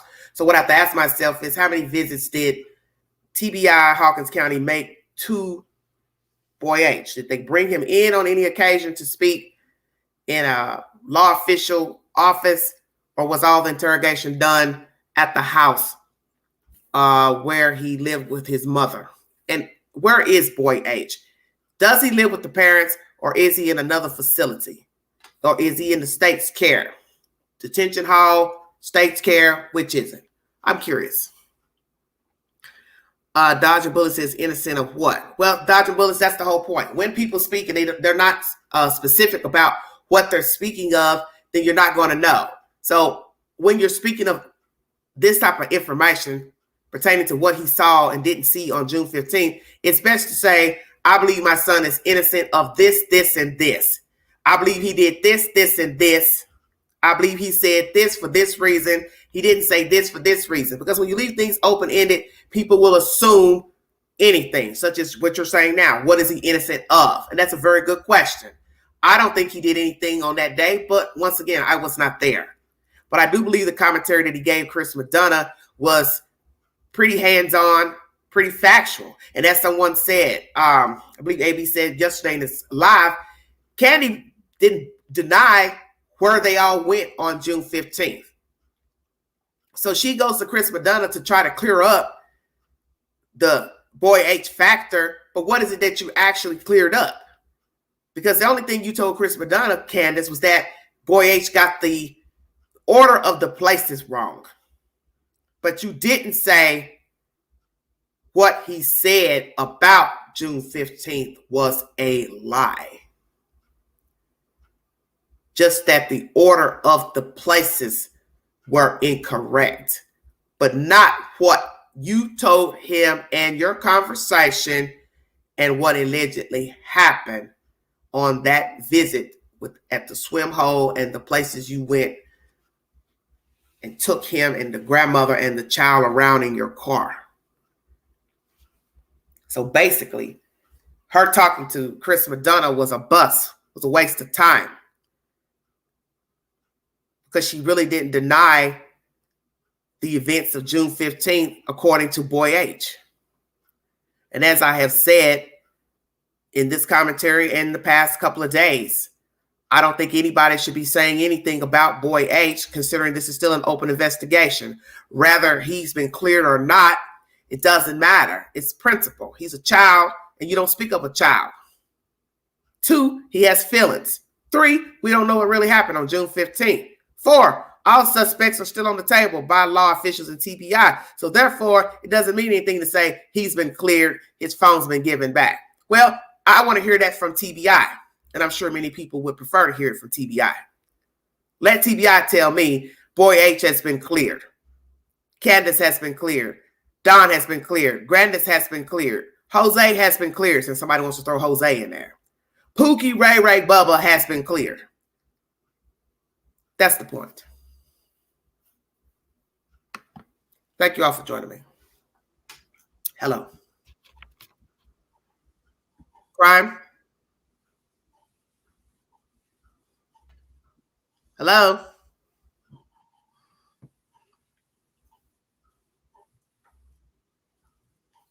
Hello? I don't know what's going on. Nobody's answering. She denied the summer went under the water. Okay. Seems strange Andrew came out when H said Andrew, Andy, etc. Yes, that's the whole point. Why are you now coming out 7 months later to speak about a case that you know nothing about? You were not there. You were not present with your son, the grandmother, Candace, and the child. Why say anything when, as we have said, it is still an open investigation? And you've dealt with the court systems and the judicial system, Father. So you should know you always keep your mouth closed. Obviously, you're not from the street, as people love to talk about the street and the snitch rule. Because you sure don't have any mind of throwing your son under the bus, but you love him. So what is the truth? Did Boy H speak to law officials without his parents? If I'm to believe Mr. Andrew is telling the truth. But yet this is the same person who doesn't have any information pertaining to June 15th. Well, sir, is that a lie? Could you possibly be lying to us? Could it be that indeed your son did tell you what happened June 15th? His version. And you're just spinning some type of fable to us for some sick, perverse reason. Because I don't understand your reasoning for speaking about your son in a negative light. He's already troubled, you say. He's had issues since June 15th. So how are you helping your son by speaking ill of him as being a liar? So now people are going to question Boy H. Those who may have possibly believed him may now think that he's a liar. That's not something you put out on a kid. I don't understand any of you people. I just don't understand the mindset of any of you. Thank you, Callie. Okay, here we go. I don't know anything about trafficking. I do not put any stories out on people as far as child molestation, sexual assault, or trafficking. He allegedly explained the panda situation as something that is childlike, and that's why he had the emblems on his Facebook page. I'm going to leave it at that until you can bring me a receipt of anybody being involved in human trafficking. I do not put my stamp on that, and I will never accuse anyone of such atrocious crimes. I don't rock like that.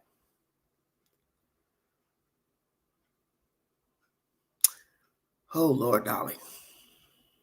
Andrew is Pookie Ray Ray. Yeah, possibly.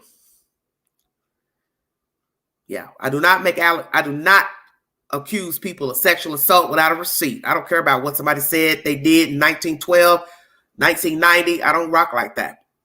Bring a receipt. You got receipts to any allegations of sexual assault, rape, child trafficking, human trafficking, physical abuse, mental abuse, sexual abuse, however it goes, bring a receipt.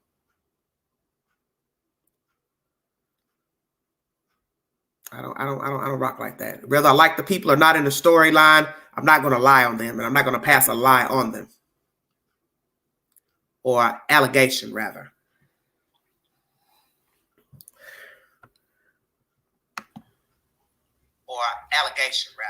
Turn your background down. Crime? Hello? Hello. Yeah, you having problems? Can you hear me? Yeah, you got background playing, sweetheart. Hello. Can you hear me? Yeah, but you got to turn down the background, the YouTube background. Yeah. Is it still there? Yeah. Mm-hmm. Hello? Maybe you should call me from your phone. Hit it from your phone is easier. The computer. All right. I'll do that. Okay. Then. All right. I don't know why when people jump on their computers and hit the live stream, they get echoes. Sorry about that, you guys.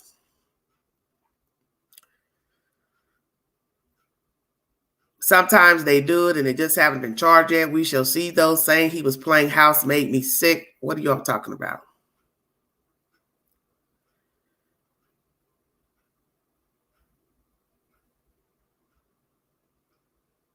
Yeah, well, I don't believe in talking about your children publicly. I don't believe in talking about your kids at all to people. I don't like that shit. That's a pet peeve of mine because I've been a child and I don't agree with anybody talking bad about their kids, period, to people, because people tend to go back and repeat stuff, and all you need is your child hearing that their own parents been in the street gossiping about them. How's a child supposed to feel knowing their own fucking parents are out there in the street gossiping about them? And all you need is your child hearing that their own Hello? parents Turn it down. gossiping about them. How's a child supposed to feel knowing their own fucking parents are out there in the street gossiping? I don't know what's going on with her.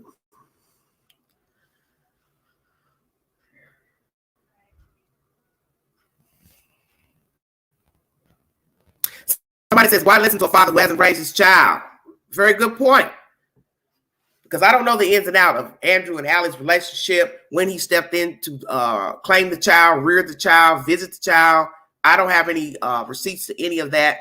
I speak on what's going on right now and what's visible right now. And what's visible right now is a man talking ill of his own son. I don't rock like that. I don't believe in people talking publicly about their children. We all were children at one time, and none of us like being talked about by people, especially our own damn family. You don't do that. And this is an open investigation. He has no business discussing him. Bottom line.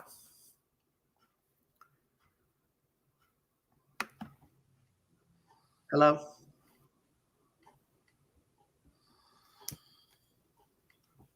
Yes, she's got something going on with this YouTube thing. I don't know what's going on. I think when Jose left, he never came back. Dolly, I believe that too. Somebody says they're Utah and Tennessee. Not that I know of. Crime, are you ready?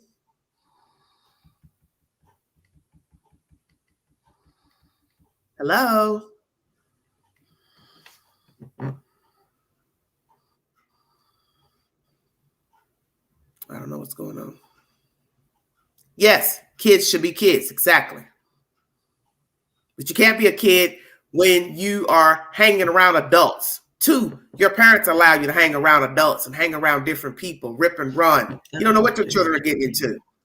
Say what, honey? Crime Mystery, are you ready to speak? I don't know what's going on.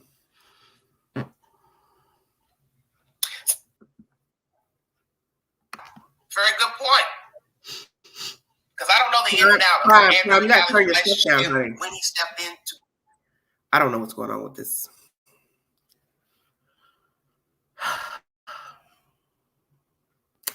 Will never speak ill of my kids. They are my blessings from God himself. Exactly. And I understand that we as people, when we're upset with people or circumstances surrounding people, we go to other people and we talk about them. And maybe we don't really mean no harm, but the point is you're talking about them. And 9 times out of 10, it can get back to the person. So you got to be able to back up what you said about them. So now this is your child. We're not talking about you talking about some bloke in the street. We're talking about this your kid. So you think somebody wants to overhear their own parent talking about them and or hear it on a public platform? Hell, you might as well just went to the damn Dateline or Nightline and told the world you don't think your child told the truth to Chris Madonna. Yeah, just get a bullhorn. The YouTube was like bullhorns. Shit, you should have borrowed one from somebody. You will put your own kid on blast. I mean, come on now. This is just jacked up. I don't know what's going on with this. If you want to hit the link if you want to give your opinion pertaining to Boy H and the information that possibly his parents were not present when he talked to TBI. Is it true? Is Andrew Hiltz telling the truth that neither he or Allie were present? Because only a fool will allow their children to talk to law officials without a parent or an attorney. That's how Brendan Dassey got himself wrapped up into a prison sentence fucking around with his uncle, Stephen Avery. He was allowed to talk without a parent. And next thing you know, they railroaded that boy into a confession of killing that girl, that lady. I don't know if he was there with his uncle, if he participated in the kidnapping and torture, murder of the girl. But the point remains, he is now incarcerated. And he is also underdeveloped mentally. Because it started off as just a basic interview. Next thing you know, they start describing the victim and this and that, evidentiary material. And before you know it, he's confessing to killing this chick. And I'm saying to myself, what's wrong with this picture? And they stood on that. And next thing you know, He's now in prison.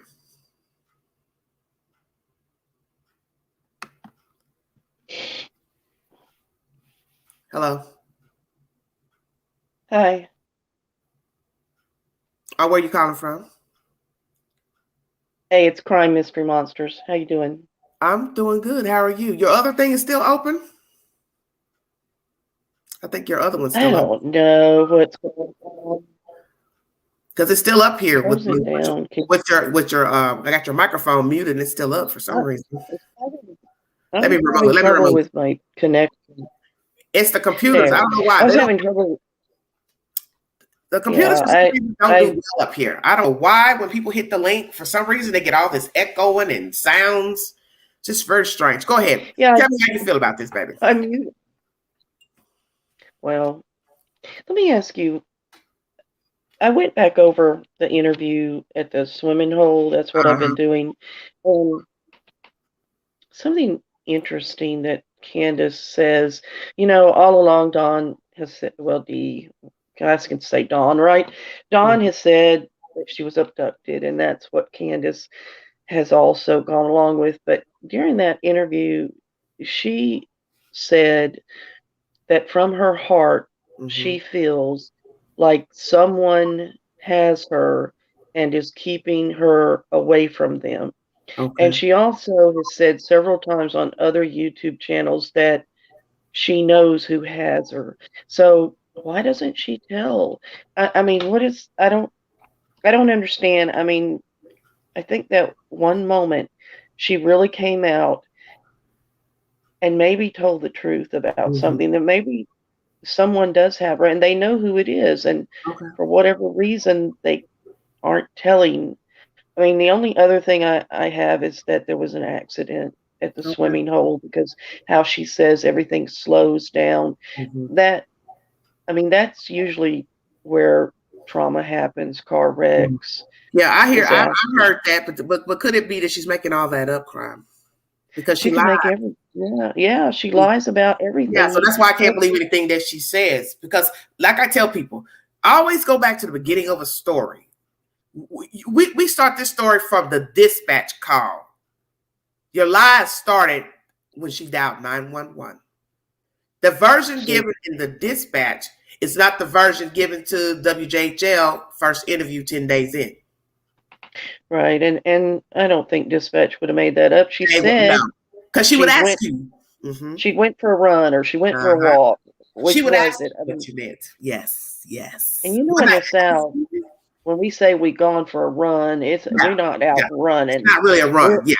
We're in our vehicle, in our car, going somewhere. Yes. So did she leave the property that day? She hadn't fully put it in her mind how to execute the storyline. Because in my mind, I'm thinking she had time to try to get the story right. But she had 2 weeks. It's a difference between me thinking it and then I got to repeat it.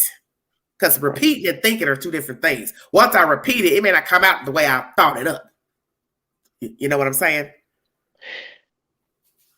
I think she has just lied about everything. I still can't believe, and I don't believe that there was any planting of any flowers. No, there wasn't. No. There was cactus. I mean, even if you were planting cactus, a little child's not going to be planting cactus. You're going to have to wear gloves. You're going to get stuck to pieces. The whole thing, I think she only said that to cover up what Allie has said, that she saw her that night on the FaceTime. Yeah, I was going to mention that about the side of the house. And that she said, beside the house. So then she had to cover that. So that's what she's been doing, Crime. Her whole purpose is to make up this story to cover for what other people have said, and she continues to do it. Yeah, and we don't know. We don't know what's true and what's not true, and then we have every Tom, Dick, and Jane jumping out of the woodwork saying, "I saw this, I heard that," and now Hunter's father is just. Yeah, he's been in the chat. Disgusting. He's been in the chat. Did you not? You missed that. It's disgusting. It's see, this is what they've been doing. The story broke. Everybody heard the story on YouTube, Facebook. They started watching the content from channel holders. They started watching the chat. They saw all of your questions and scenarios and allegations. And that's when they started coming up with a different version per your commentary. Because if you've noticed in the past couple of months, the story changed according to the chat's allegations, scenarios. I picked up on that right away. Every time you turned around, she gave something new. Yeah. They are watching every minute of YouTube, Yes, they are. and they're Yes, they taking are. it and they're using it. So what happened to that little girl that day? That is what none of us know. We all have speculations, allegations. This may happen, that may have happened, but none of us, and I truly believe there are only one or two people that actually do know what happened, and that are the people that were there that day. Yeah. The grandmother and the mother. And they are. Yes, I know 7 alibis. He's been in the Just- chat like Jody Sue, just weird. Yeah, it's creepy. She's I'm sorry, Queen. I have to go back to it was a terrible accident. They covered it. I see you focusing on that. What? I said I see you're focusing on the accident. Yeah, I am, because I mean, what else is there? Okay, we could say she was abducted. Well, they say there's no signs of abduction. I mean, they've had 115 agencies out there.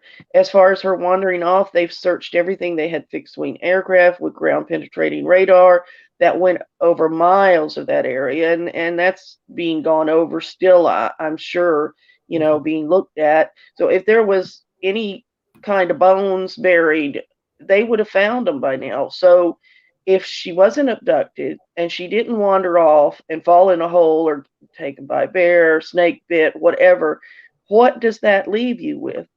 I mean, what does it leave you with? There's only a couple possibilities. Am I wrong? Well, I just go back to, as I tell people, everything is from the beginning of the story, and the things that H said told you what you need to know. The conversation of losing her children, this was all orchestrated. I thought about that today. There's a reason for him even mentioning that to Chris Madonna.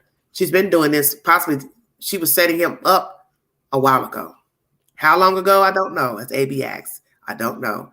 But I find it very strange that a child is going to repeat that you get drunk and lose your children. Chris Madonna missed the whole boat. You should have asked, when was the last time she told you that?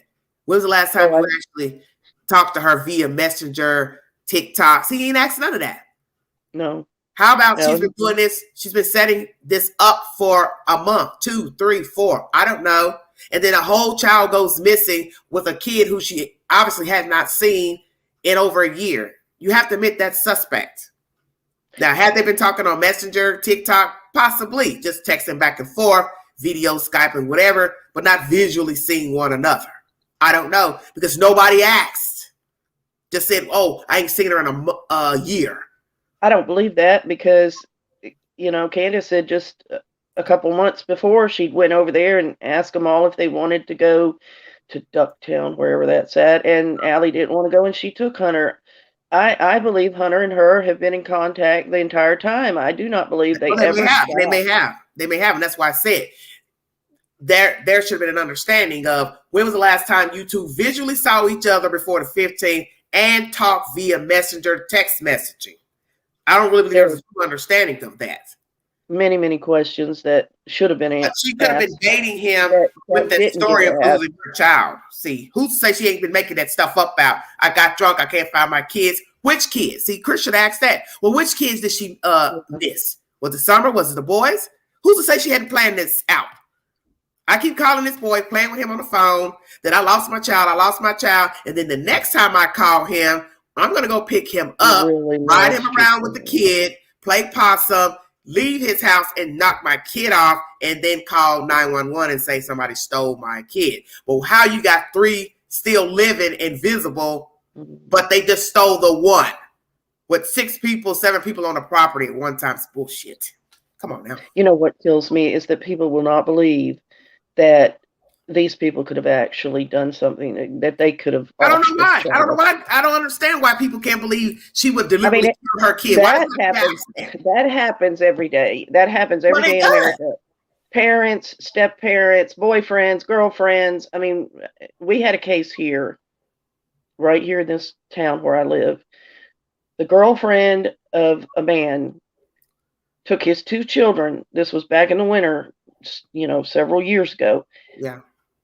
They saw the kids were in pajamas. They saw their bare footprints in the yard. She said they wandered off. Come to find out, she had taken them to an abandoned house. Now, the good part of the story is they did make it. The little girl had a younger brother, and she managed to find some cardboard boxes in this old house, and it was middle of the winter. There was snow on the ground. Mm-hmm. And she managed to keep them both warm, and they found those kids, and it was his girlfriend. She wanted him to herself. She didn't want the kids around. I mean, people kill their kids every day. They smother them. They choke them to death. They types of reasons, and for all types of reasons. Susan and Smith people was just and everybody said, I don't believe she could have killed her. Why not? I don't understand it. I don't even like hearing that comment, because it doesn't make logical sense to say why somebody would kill a child. Why people kill people, period. People kill people every day, and it's stupid reasons, because you're not supposed to kill anybody anyway. I mean, why would somebody kill a child and then leave them in the house with them for 11 months? Yeah, with other children. Because I could. I was even too lazy to go put the child in a tub and discard the child. Wouldn't it have made more sense to go discard the child in a tub, dump the child in a dumpster somewhere, and then never tell anybody that he was missing, because she didn't fool with anybody and she avoided her family. So she easily could have never told anybody that the child was missing. She didn't even have to lie. She could have just kept going on with her life with the remaining children and the boyfriend. Go throw them in a dumpster. You're gonna sit there with that smell, and it was reported, and nobody did anything. The thing is, so nobody does anything. People see things. Knocking on the door, needing a charger and getting food from the neighbor. You didn't smell death on his persons. Come on. Call the cops. I think you're right. People need to stop calling CPS and everybody else. Just call the damn cops. Say, I smell a dead body in there, and you need to go in there and check it out. Bugs, maggots, they had to be coming up through the drain, outside. Oh my God. Well, you're right. I mean, they were feeding. I don't even want to go there, but that's exactly. It was disgusting. I mean, the things that people do are atrocious, and to think that this person, from everything we know about her, you don't think that she's capable of this. People say, "Oh, she wouldn't do it." Yeah. No, anybody. How can you speak for Candace? You don't even know her. You don't know Candace. You don't know Don. What's so great about her that she would be any different than anybody else? Nothing. I mean, where is she Mother of the Year? It's because of the swim hole. The swim hole is giving everybody that gumption that it was an accident. Because all you have is a TikTok video of 2 kids playing in the water. Then you have a video uploaded by mistake or something of a child in a zip-up outfit lying on milk. So therefore, people ran with the notion it must have been an accident, because that's where she last was the swim hole. You don't really know anything. I do think that I truly believe that Candace did not want to lose her boys. But I don't think she cared about that little girl. And yes, it's possible she killed her. And for whatever reason, people's got all kinds of crazy reasons. I mean, jealousy, just didn't want to take care of her no more. She was the youngest. She got on my nerves. She was hyper. She was hard to handle. And I just got sick of it. And I got rid of her. But she had to have taken her somewhere. Right. She had to have put her somewhere. Yeah. That's what we need to know. Where did you put her, Candace? What'd you do with her? Well, she's never going to tell that. I'd really like somebody just to kidnap her and tie her up and get it out of her. I mean, I think she would, she would tell. She's never going to tell. I mean, if she's afraid of MGL, I don't think she's really afraid of anybody, and I think she thinks she's gotten away with it, but I don't think she has. I think that I want to believe that they're working on it. I want to believe that we're going to find Summer. Right. I do, but even if we don't find her alive, I'd still like to think that we're going to find her. Well, do you believe Boy H had somebody with him when he gave his testimony to officials? Well, Okay, I'm confused a little bit. We need to talk to TBI. Was Allie there or not? Andrew's saying he wasn't. So that's what the subject matter is today. I don't know. They cannot. They can't talk to him without her there. I mean, he's a minor. People have, And but people have. well, I guess they could have, but from the interview, she said she was there. She did. I know you may not be able to believe nothing she says either, but she says that she was supposed to go to work that day with Leslie, and because Hawkins County said they were coming, that Yeah. she called in and said, I'm going to be late, and then she had to take the whole day because the TBI came back after Hawkins County did and talked to him, and she said she was right there. But I think she's so damn nosy, she would want to be right there regardless. Yeah. Did they take him into a federal building and talk to him? See, that's what I asked. That's what I want to know. How many times is that why he's like kind of disappeared off the face of the earth right now? Do they have him skirted away somewhere? Because if you notice, this father didn't even come out till he was sure that H was not going to come back and refute his testimony, his crazy, everything he said in any form. And there's a reason for that, because wherever H is, he's not allowed to talk to nobody. And I don't even know if Allie knows where he is right now. I think he knew more. I think he knew more about that day than he's telling. They may have never, we've got those things. They may have never even went to a swimming hole that day. That may be all a made up story. Okay, guess what? When you say that, then that means boy H and his mother are lying. Well, they said yeah. All right, I involve myself, period, with this lady I don't like to add to the story of the 15th and we're not even speaking. You don't like Allie? Is that what you said? I said they don't like each other, so why would I lie about my child being with her and seeing her child if I don't speak to her? Why be involved, period? Why would she lies because she can. Listen, why does anybody be involved in the storyline, period, when you have not been talking to Candace? Why vouch for seeing the child in the car, all of that, when you could have just been not say nothing? It's her 15th. If we're going to believe that this happened before the 15th, is what I'm saying. I mean, lots of people will throw themselves in front of a camera just to be in front of a camera. Yeah, that's true. And say anything about anybody because, to them that, oh God, I'm going to be on TV, I'm going to be on YouTube. Mm-hmm. So what are you saying? So I don't believe Allie. I don't believe Allie's story. I do believe part of H's story. Okay. So what are you saying, that this crime took place before the 15th? Okay. Now, I'm not going to mention who they were, but I actually saw them go in to the smoke shop in August. It wasn't MGL and her crew. This was somebody else that actually went into the smoke shop. And the girl waiting on them said specifically that the manager said that Summer was in the store that day on the 15th.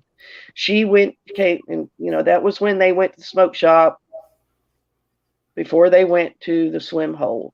He said that Summer came in there with her mother, and that he knows for a fact that she was alive on the 15th in the morning.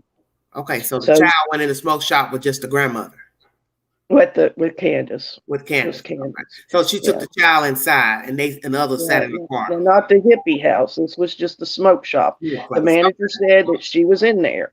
So this is somebody this is a YouTuber talking to somebody else say it. Yeah. Don't got to say their name. Just say it's a YouTuber. No, I'm not going to. No, but the YouTuber spoke to the people in the shop. They were filming it, and I listened to the conversation.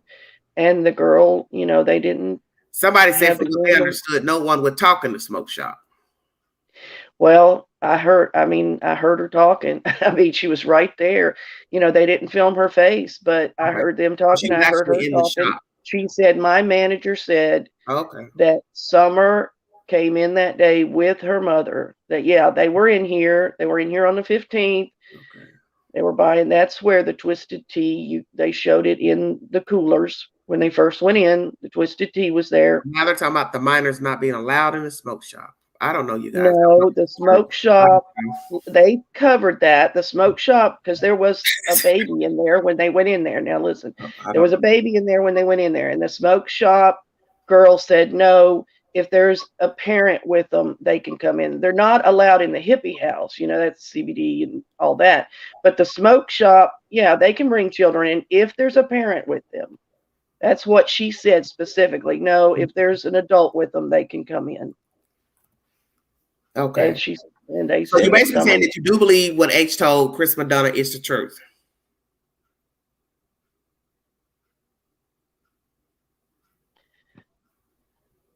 I don't believe everything.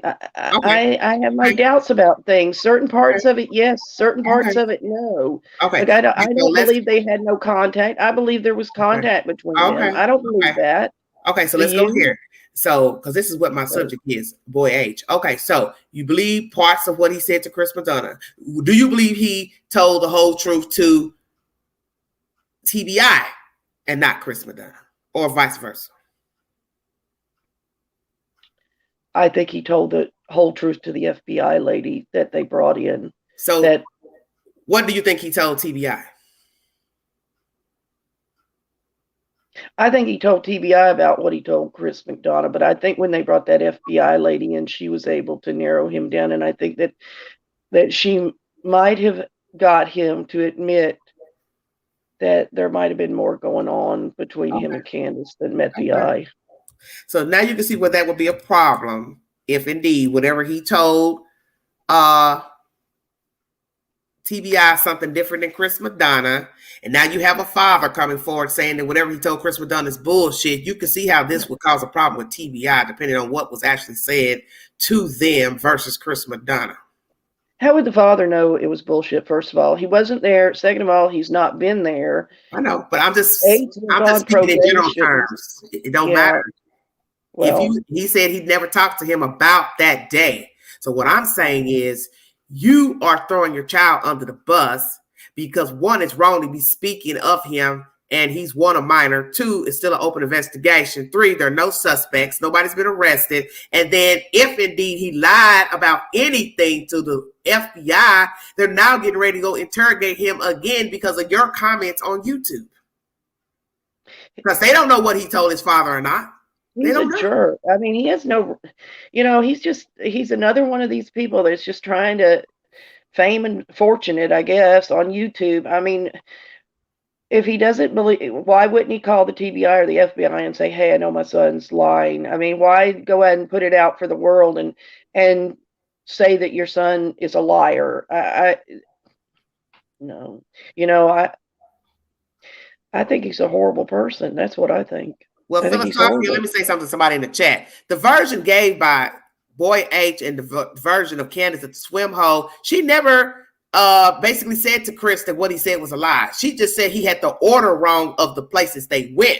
But she didn't say that the whole day was a lie that Boy H gave to Chris Madonna. So that's not true. No, she only said he got the order wrong. The only order she said he got wrong is that they went that morning to both places, the smoke shop and the hippie house. Hunter said that they went to the hippie house in the afternoon. That was the only thing. That's the point. She never said he said this and he said this. That was a lie. She didn't deny nothing about the Andy comment, which we didn't know who Andy was at that time because it was bleeped out. But she didn't say nothing about the deleted text. She didn't say nothing about the name that he dropped, even though she didn't know what the name was at the time. She didn't talk to Chris Madonna about the boys, where they stayed, didn't stay. I don't think, maybe she did. I can't remember. But the point is, she didn't really go verbatim down the list of, hey, let me discuss with you everything that H said, and no, that wasn't true. Yes, that was true. She didn't do that. Sure, go ahead. Somebody with some sense would have done that. So that's why AB said, what is it that you were clarifying exactly by speaking to Chris Madonna? Nothing.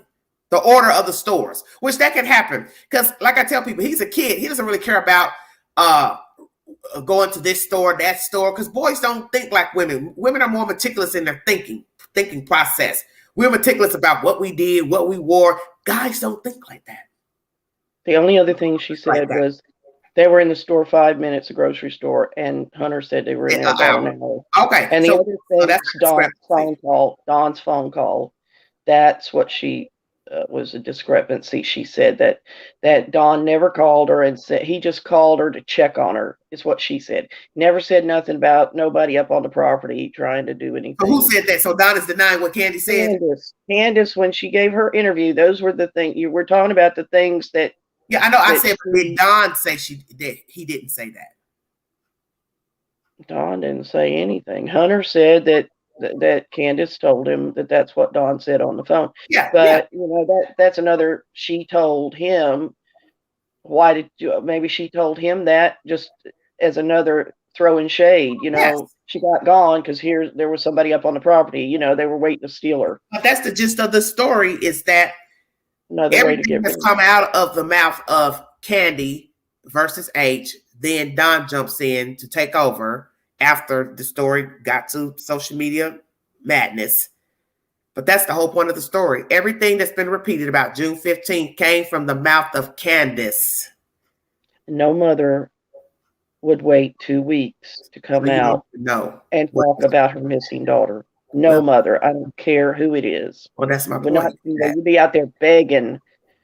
I mean, from the very moment she has showed nothing. Well, that case with the little girl in South Carolina, her mother didn't talk, and I was leery about her, and I didn't go hard on her because then we ended up finding out the guy down the street took the kid. But nonetheless, people do watch and they judge you, and people are going to wonder why you're not wanting to speak to the public about a missing kid. You may be distraught, but there needs to be a mouthpiece close to the family to say something, because people are going to look at you because your child was in your care when she obviously wandered out of the yard and went down. If she's out there, wouldn't you want her back? I mean, wouldn't you want to go on there? And I mean, they never hung up the first missing poster. Yeah. In August, in the town of Rogersville, and I know this from people that were there, that live there, there was no poster. Down in the chat. People there didn't even know she was missing. There's so many people that live right there in Rogersville that never even heard of Summer Wells. This is what people think, that everybody there knows all about this. Everybody there does not. There's people don't listen to this. They don't know anything about Summer Wells. But that's why I keep trying to tell people that I live here. I'm just an hour away. And there are people I talk to on a daily, do not know Summer is missing. Some are not interested that do know the story or heard the story. And so that leads me to believe that there are also people right there in Hawkins, Sullivan County, Greene County, Washington County, all surrounding areas are not interested in Summer Wells. They don't care about the story. They don't know the people, and they're not interested. And that's the world. Everybody's not going to be interested in the story because it made the news. It's just another missing child. It don't affect me. It's not my child. It's not my grandchild. They don't think, it's just a story to them. And they're not staying, they're not going, they're probably the lucky ones, not going through all this craziness. I really regret having taken this on because I've got to stay with it to the end. But all these, like you said, I call them characters, you call them clowns. I mean, I thought we were done. Well, I thought we were done. I thought that was it. And then here comes Andrew. You're not going to be done. I already told people that a week ago. This is not going to be over. Only because just as quick as you say, damn, clown car number 18, here comes somebody else jumping out. I mean, the quick time I made a video, it's not even probably been a week. Look how many people have come out and spoken. Dudley has jumped in the pot talking to those messy boots. After you'd already talked to Sweetie Pie, why you couldn't just talk to Sweetie Pie and say, hey, it's something I forgot to tell you. Why you still want to talk to some other people? Then they come up here and stir up all this shit down here, and now they're the laughing stocks of YouTube. The videos that people are making about them are out of this world. I mean, out of the world. Their credibility, Dudley's credibility, everybody's credibility is ruined. And that's what I'm saying. Now Mary with the septic tank, her credibility in my eyes is ruined. And I know people... Mary, I don't like me saying that. Now. Why? People don't like me saying that. People, say, well, you know what? I don't know Mary, never knew Mary, don't know nothing about Mary. I can't tell you that she's a nice person or she's a good person. I don't know her. This is what I don't understand. Let me see this. You get judge from 20 minutes you saw her on a YouTube program? Any of the people in the story. So I'm not going to sit up here and go on no damn panel and nowhere else and vouch for anybody, period, whether they're on social media or in the case or not. I'm not going to go vouch for somebody that talked on somebody's panel all of 15 minutes. That doesn't mean anything to me. And you can't keep using the essay as a reason to keep jumping on social media. That's not a good enough reason to me to keep talking and bringing up old stuff, new stuff, borrowed stuff, half truth. I don't know because I don't know these people, but I don't see the point in coming up repeating a private conversation between Don and his father, if indeed that happened. I wasn't there, so I don't know what Don said to his father. And don't you think after all the shit you've been through with these people recently, that that's only going to stir up the pot worse for Don to go live and make more videos about you and cuss you out and call you nasty names? That's something a fool would do. So then you all want to say, oh, well, she's a victim and this one's a victim. You can't be too much of a victim if you want to keep stirring the pot with the predator.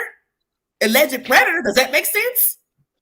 Does that make sense? No, and I tell you what else don't make sense is people don't educate themselves, and it gets on my nerves because the TBI has already come out and posted all these questions saying what they've checked. They said they checked every well, every septic tank, all the ponds, all the bodies of water, things that they've already done. They've come out and said, we've done this. So now we're going to go back 7 months in and say, oh, she's in the septic tank.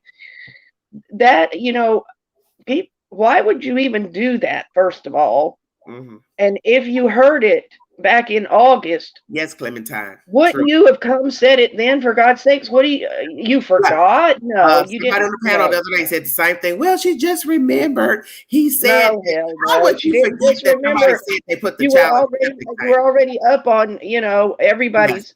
You went on every YouTube channel saying that he had, done things to you and your sister when you were children, but you can't remember that your father told you that her dad said the mother put her in a septic tank? Come on. I mean, that would have been I would have remembered that. Like, it would have, there's no way I could have forgot it. Could you? No, you couldn't forget that. I mean, and not only that, and I have said before, the man way before, Katie, somebody said the dad told her this months ago or something. I don't know. So that's the whole point. You don't know what's the truth. For God's sakes, the man has Alzheimer's. I mean, he's close to death.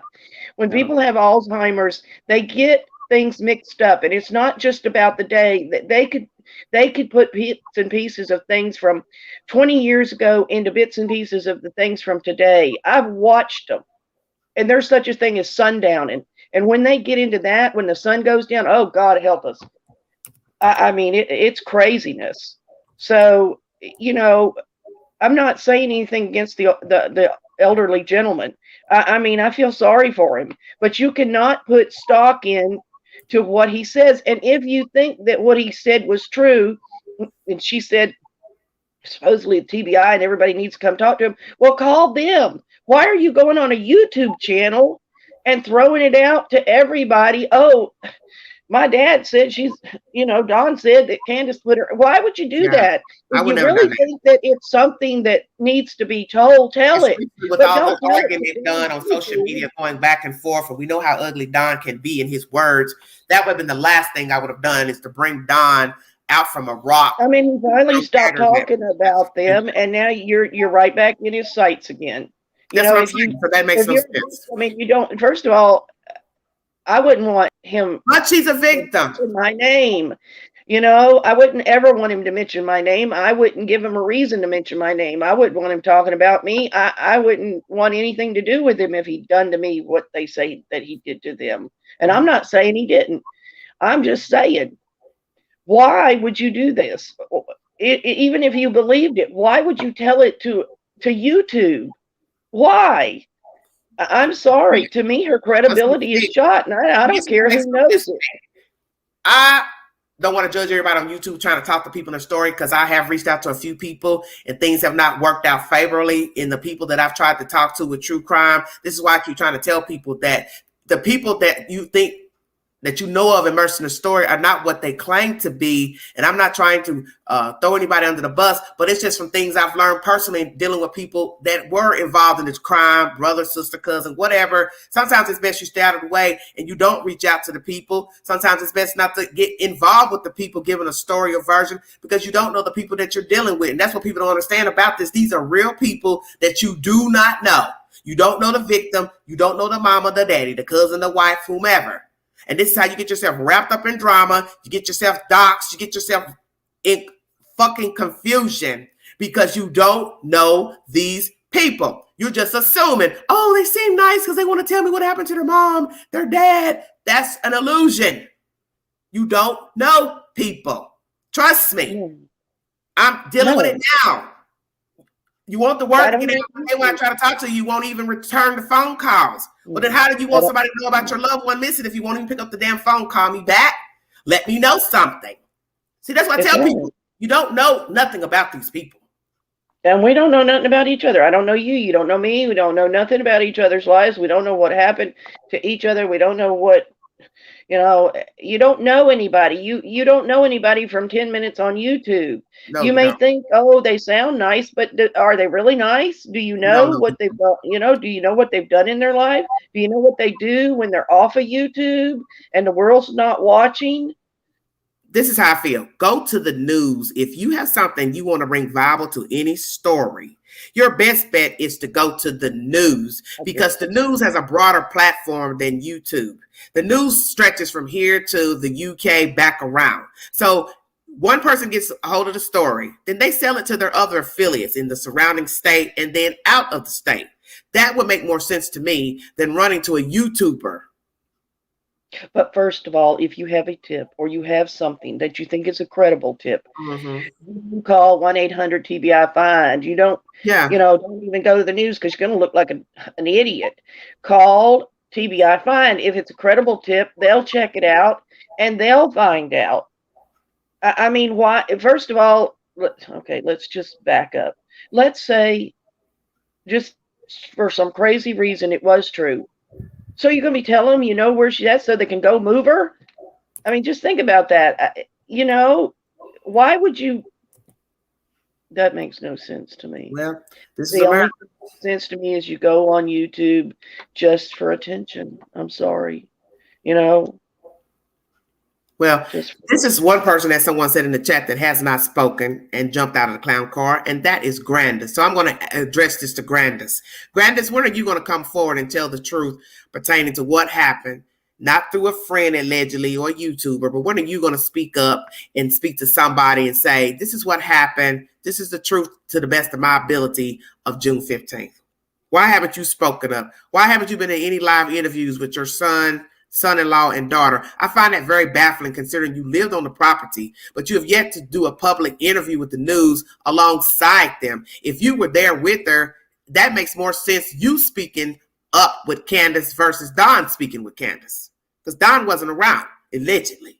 You were there. So why aren't you speaking up with your daughter to a news platform of what happened on June 15th? That's very baffling and puzzling to me. And it looks suspect. Yes, you were there. You rode around in the car after the fact. So why? Why not? Because she's just as bad as her, and she doesn't want to throw her daughter under, the bus. I mean, she's the only one that's not said anything. Does she know? Does she even know? I mean, she left there not long after Summer went missing. So I've always said she left because she knew there was no reason to stay. Yeah, but you came back, so that don't look right. I don't know, but then yes, you came back. So but why hasn't she said anything? Why doesn't she? I never heard of anybody being involved in a crime on the day that something happened and wouldn't speak to the news. That makes no sense to me. That is the stupidest thing I've ever heard of. And I'm sure they've spoke to her though, don't you think? The yeah, they spoke to her. But what I'm saying is, when you speak to the news on the day that they did the interview with the couple, why would you not be up there with them when you were there? You were last seen with the child as well. She's only smart when she's not talking. Seriously. You can't say nothing about her if she don't say nothing to you. You keep your mouth shut. Somebody says if Candace is smart, Candace Senior, she'll hold her commentary, I guess, till going to courts. Let me read that. If Candace Senior is smart, she will continue to hold her silence in public at this point. She should save her witness statement for Ellie and the court. Yeah, okay. Well, that's true. That's good statement right there. She don't need to go out on YouTube and publish it for the world. She's I going didn't to say wait. you don't have to come to YouTube. I'm saying when they No, first I know what the you're saying. news, why would you go with them with your daughter? Because you were with your daughter at the last time the child was seen. So you're part of the story as well. So that made no sense not to speak to the news when you were there. It's not like you were in Idaho somewhere and the child went missing. Looks suspicious. It's very I grant suspicious. you. I grant you that. I grant you it looks suspicious that she didn't say anything to the news. Dolly says, one goes down, they all go down. Oh, yeah, I believe that. Somebody says, hope she told the police the truth. Yeah, what did she tell TBI? That's a good one. That should be another video. What did Grandis tell TBI?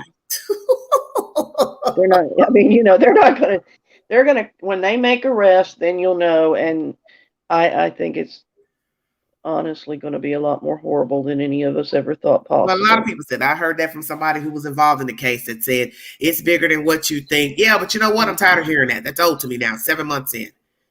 Because to me, that's speculation too. It's bigger than this. It's bigger than this. Then what is it then? If it's so damn big, what is it? Stop. I mean, you know, people thought, if people said, oh, you know, Lori Daybell Vallow wouldn't have done what she did to her kids, but she did. I mean, they both did. You know, there's no telling how that's a horrible it is. I don't know about it being bigger, or it could just be single. It could have been Candace did it to her child. Period. That's the end of it. Yeah. And let's be truthful.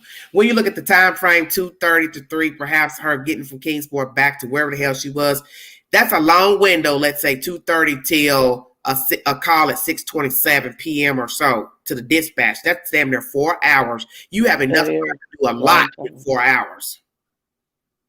Yeah, there was a lot more being done. That's a long time to get her gone. You could drive over to the state of Virginia, North Carolina in that length of time, because we're right next door to North Carolina. We're right next door to they're in my hometown up there.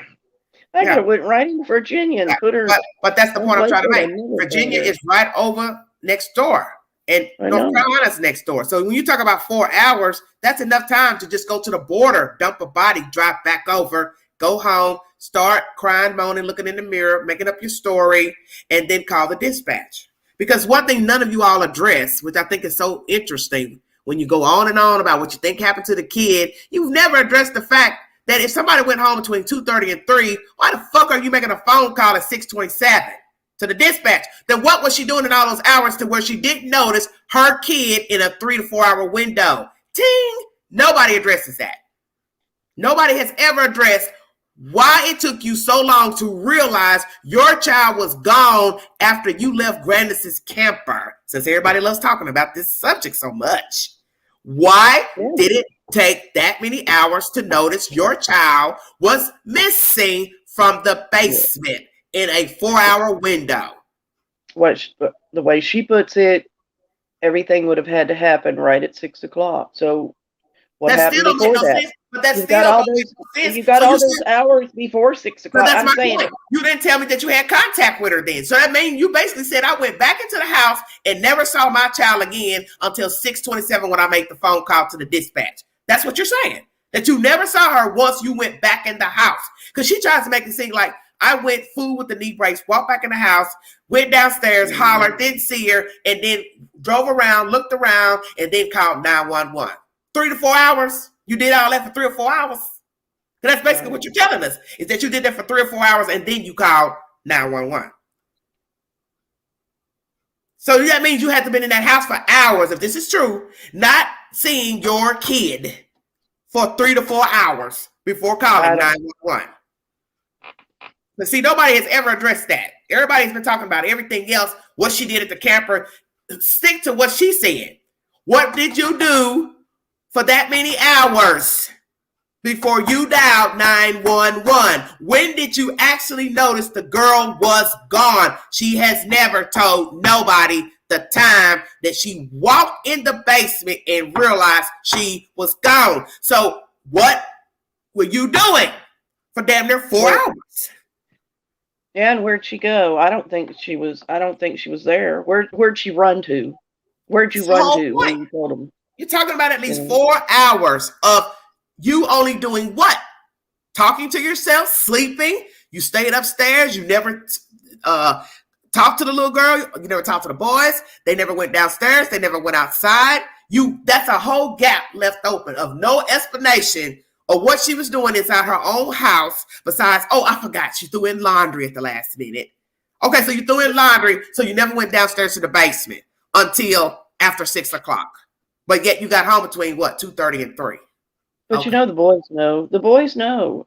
I mean, if they were there, which, you know, we're not even sure about that. But if they were there, and they would have had to been there for part of her story, she could have come home, went in there and said, "Where's Summer?" And, you know, and I told you to watch her. And Mhm. Summer have never come in there, and them not have known it. I mean, I mean, seriously, think about that. She could go in that house at any time in this whole timeline.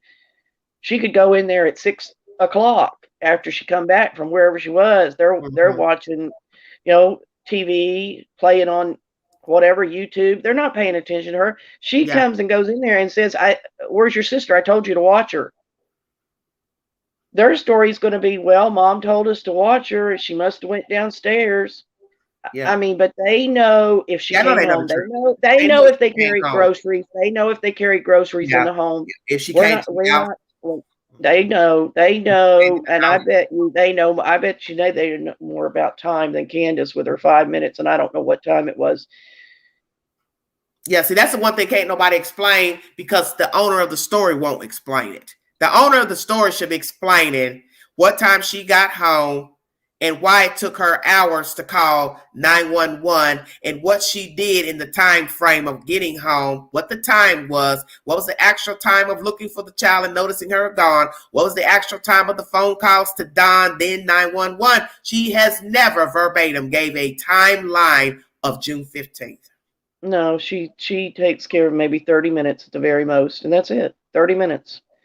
You know, from the time they planted flowers, washed her hands, got a piece of candy, she went in the house, she boom, boom, bang, she's gone. She disappeared off the face of the earth. 30 minutes. I mean, I don't understand why Chris didn't nail her down more.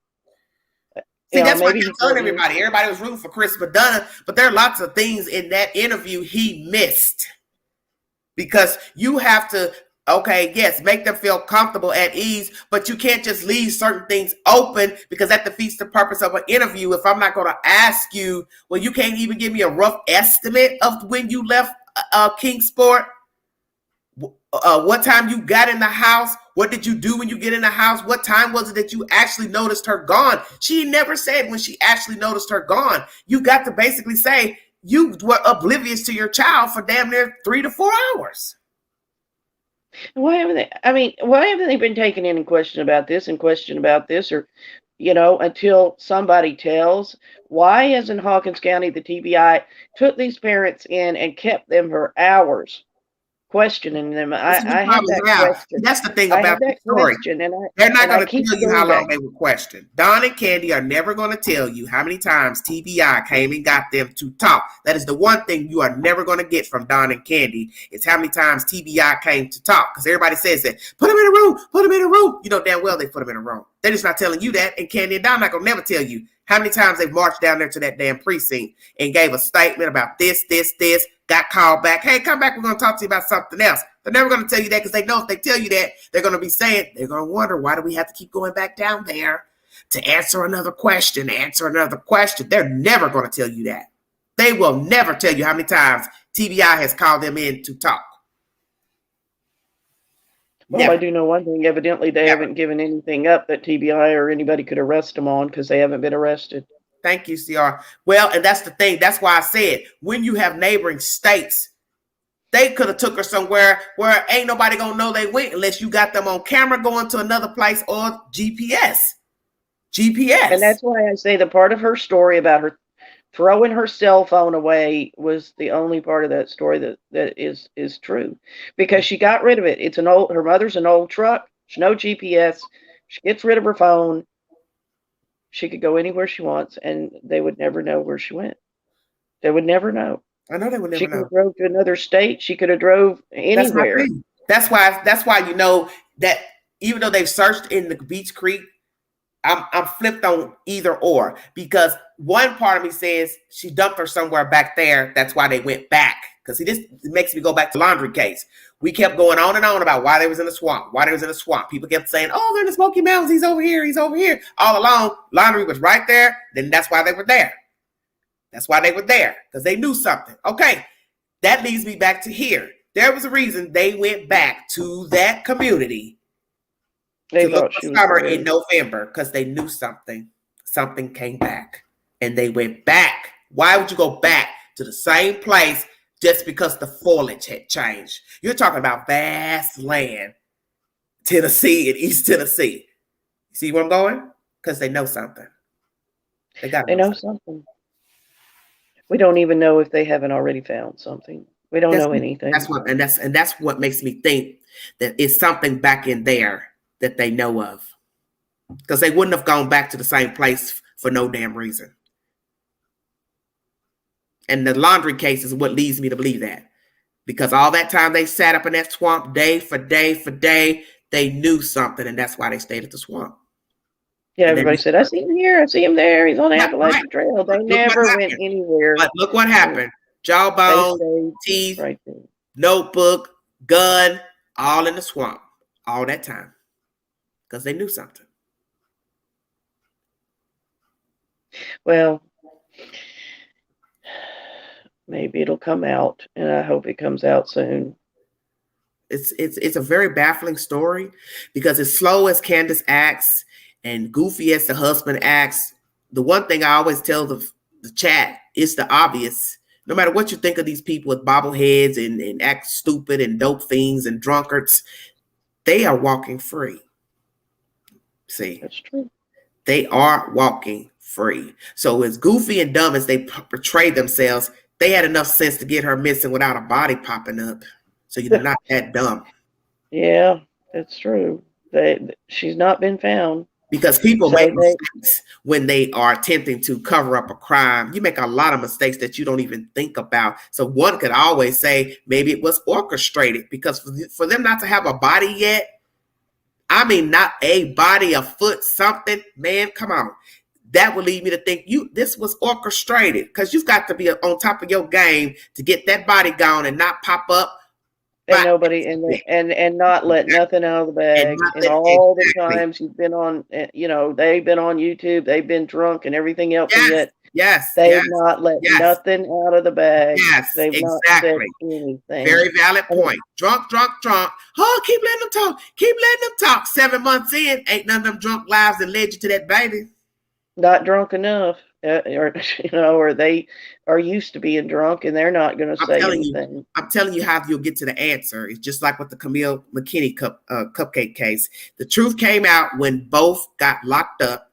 The girl wasn't able to make bond. They let the boyfriend out on bond, and the girlfriend got the jitters, and she told where the baby was, because she knew she was never coming out of there, because she already had a previous violation of probation for kidnapping her children out of foster care the year before. So she knew she wasn't getting back out of jail no time soon. So what she said to herself is, shit, I'm not going to sit in here and take the blame for this kid or being linked to the kid. I'm just going to go on and tell him where the body is. Let me tell you something right now. She was a dodo bird, because she could have just sat on the violation charge of the kidnapping of her biological children from her aunt's house and never told where to find this baby. And she could have been free in a couple of years and nobody would have known where the baby was. So she was dumb. Right. She told on herself, but she told it.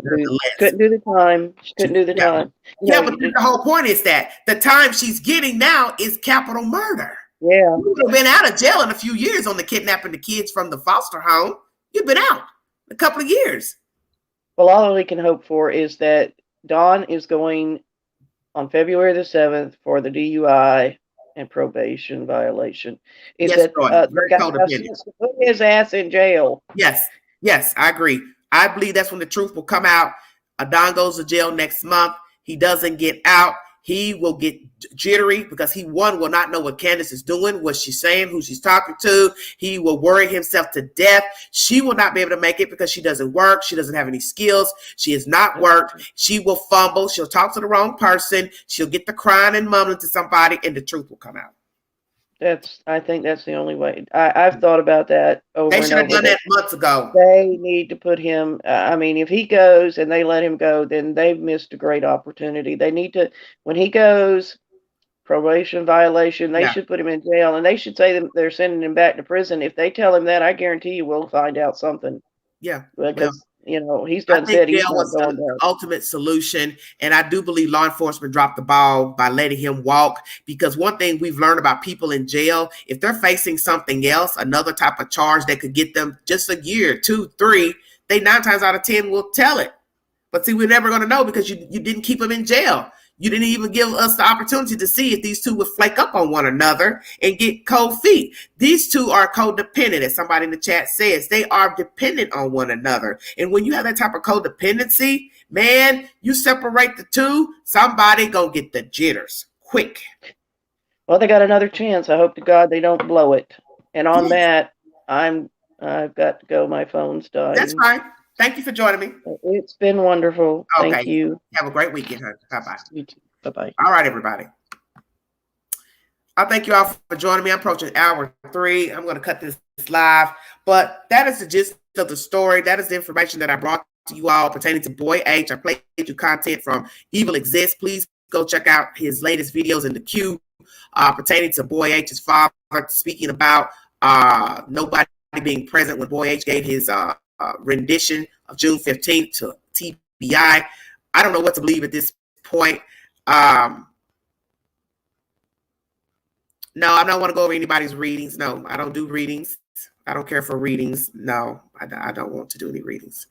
Because I'm tired of he said, she said, and a reading would be no different than me listening to the gossip that I've been listening to pertaining to this child. Thank you all so much for joining me. This is Everyday Shenanigans. There have been too many people immersing themselves in the case. YouTubers, family members, neighbors, and all of you are out of line. Because this is a case about a real child missing, no real clues, no real substantial evidence that we know of, no arrests. So to immerse yourself in the case of a missing child, there's something wrong with you. And you're sick and you're ill. And to me, you're no different than the person or persons that got Summer Wells missing. You're of the same caliber. Because only a sick person would immerse herself in the case of a missing child. And everyone has had an opinion pertaining to this case, who did it, why, the motives, but we don't know the truth. And the only person that knows the truth are the people who got her gone, whether it was orchestrated, planned, or not. Accident, cover up, whatever the reasons. Summer's not here. Thank you, Star. Thank you all for the compliments. Summer's not here. And the gossip and the innuendos got to stop. Because now we have all these different people whose names have been dropped by Don. And now they want to come forward to give their rendition of their relationship with Don, Candy, Allie, whomever. Boy H is sad. Building YouTube channels off of a missing kid who's possibly deceased. Building their channels off their own children who are possibly in state's custody. I don't know where Boy H is, but I pray he's somewhere safe and in a different environment where he can get love as well, get the attention he needs, get his head in his school books, get himself together mentally. Because I don't know what this case has done to him. Because I don't know all of what is the truth pertaining to what he said to Chris Madonna and L.E. But I pray that Boy H just told the truth. Because I have a feeling that with his father running his mouth as of late, it is going to make things worse for him. And there's no way he could trust his father at this point. How could he? You're supposed to be a role model for Boy H, you and Allie. And he has also been duped, hoodwinked, and bamboozled by Allie and Andrew, A&A. Also by Candace Bly-Wells. He has been baited, used, clickbait. all of the expense of a missing child, trying to get a child gone, using boy H as an alibi, parents acting like they don't give a fuck about him, running to YouTube to talk about this and that, giving half-baked ass versions of the truth. And now here comes a daddy, day late, dollar short, talking ill of his son, calling him a liar on a platform that ain't worth shit. You all have taken YouTube to a whole nother level. It is not the spoken word. It is not the truth. YouTube is another person's version of the truth, an illusion, an assumption, but not always the truth. And I'm going to tell all of you, fans or not, running to YouTube for the truth, you might as well just scrape your knees against the concrete, because this is not the truth. And I think it should be obvious that YouTube is not the spoken word. You people better wake up out here. The people are taking this platform and using it for their own selfish, sick reasons. Game of Thrones, reindeer games, $2 hopscotch, circus, carnival ride at the expense of missing people.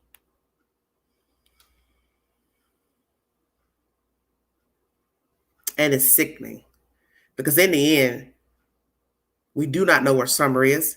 We don't even know if she'll ever be found. Boy H is still growing and a child, still has some living to do as a child. And he needs to be afforded that opportunity and get far away from this mess as possible and salvage what little bit of a childhood he can get, minus the Summer Wells case. And I pray that this case does not follow him into adulthood, because it would be a shame if he ends up in crazy predicaments such as his parents. And I'd say the same for the Wells boys. It would be atrocious that they get themselves wrapped up in drugs and getting drunk and getting high and a true crime mystery.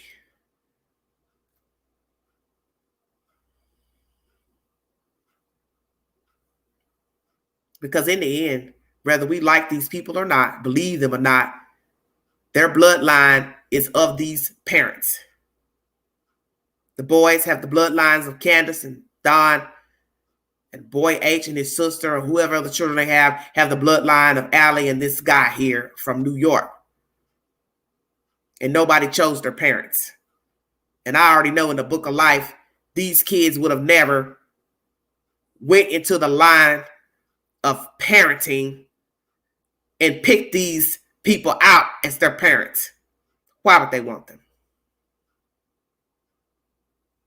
Why would they want them? Yes, we can pray for the best for these children. Exactly. So that's where our focus should be. Praying for boy H, praying for Summer, praying for the Wells children, praying for any other children affiliated with these people. Because so far I don't like what I've seen pertaining to these adults. And I don't think any of them need to be in the possession of children. Because if you don't know how to keep your mouth closed and stay off of social media, talking about your child, spreading lies about your child, spreading lies about a crime that possibly took place, what happened to your child, what you think your child did and didn't do as far as telling the truth to Ellie, you don't have any business with children.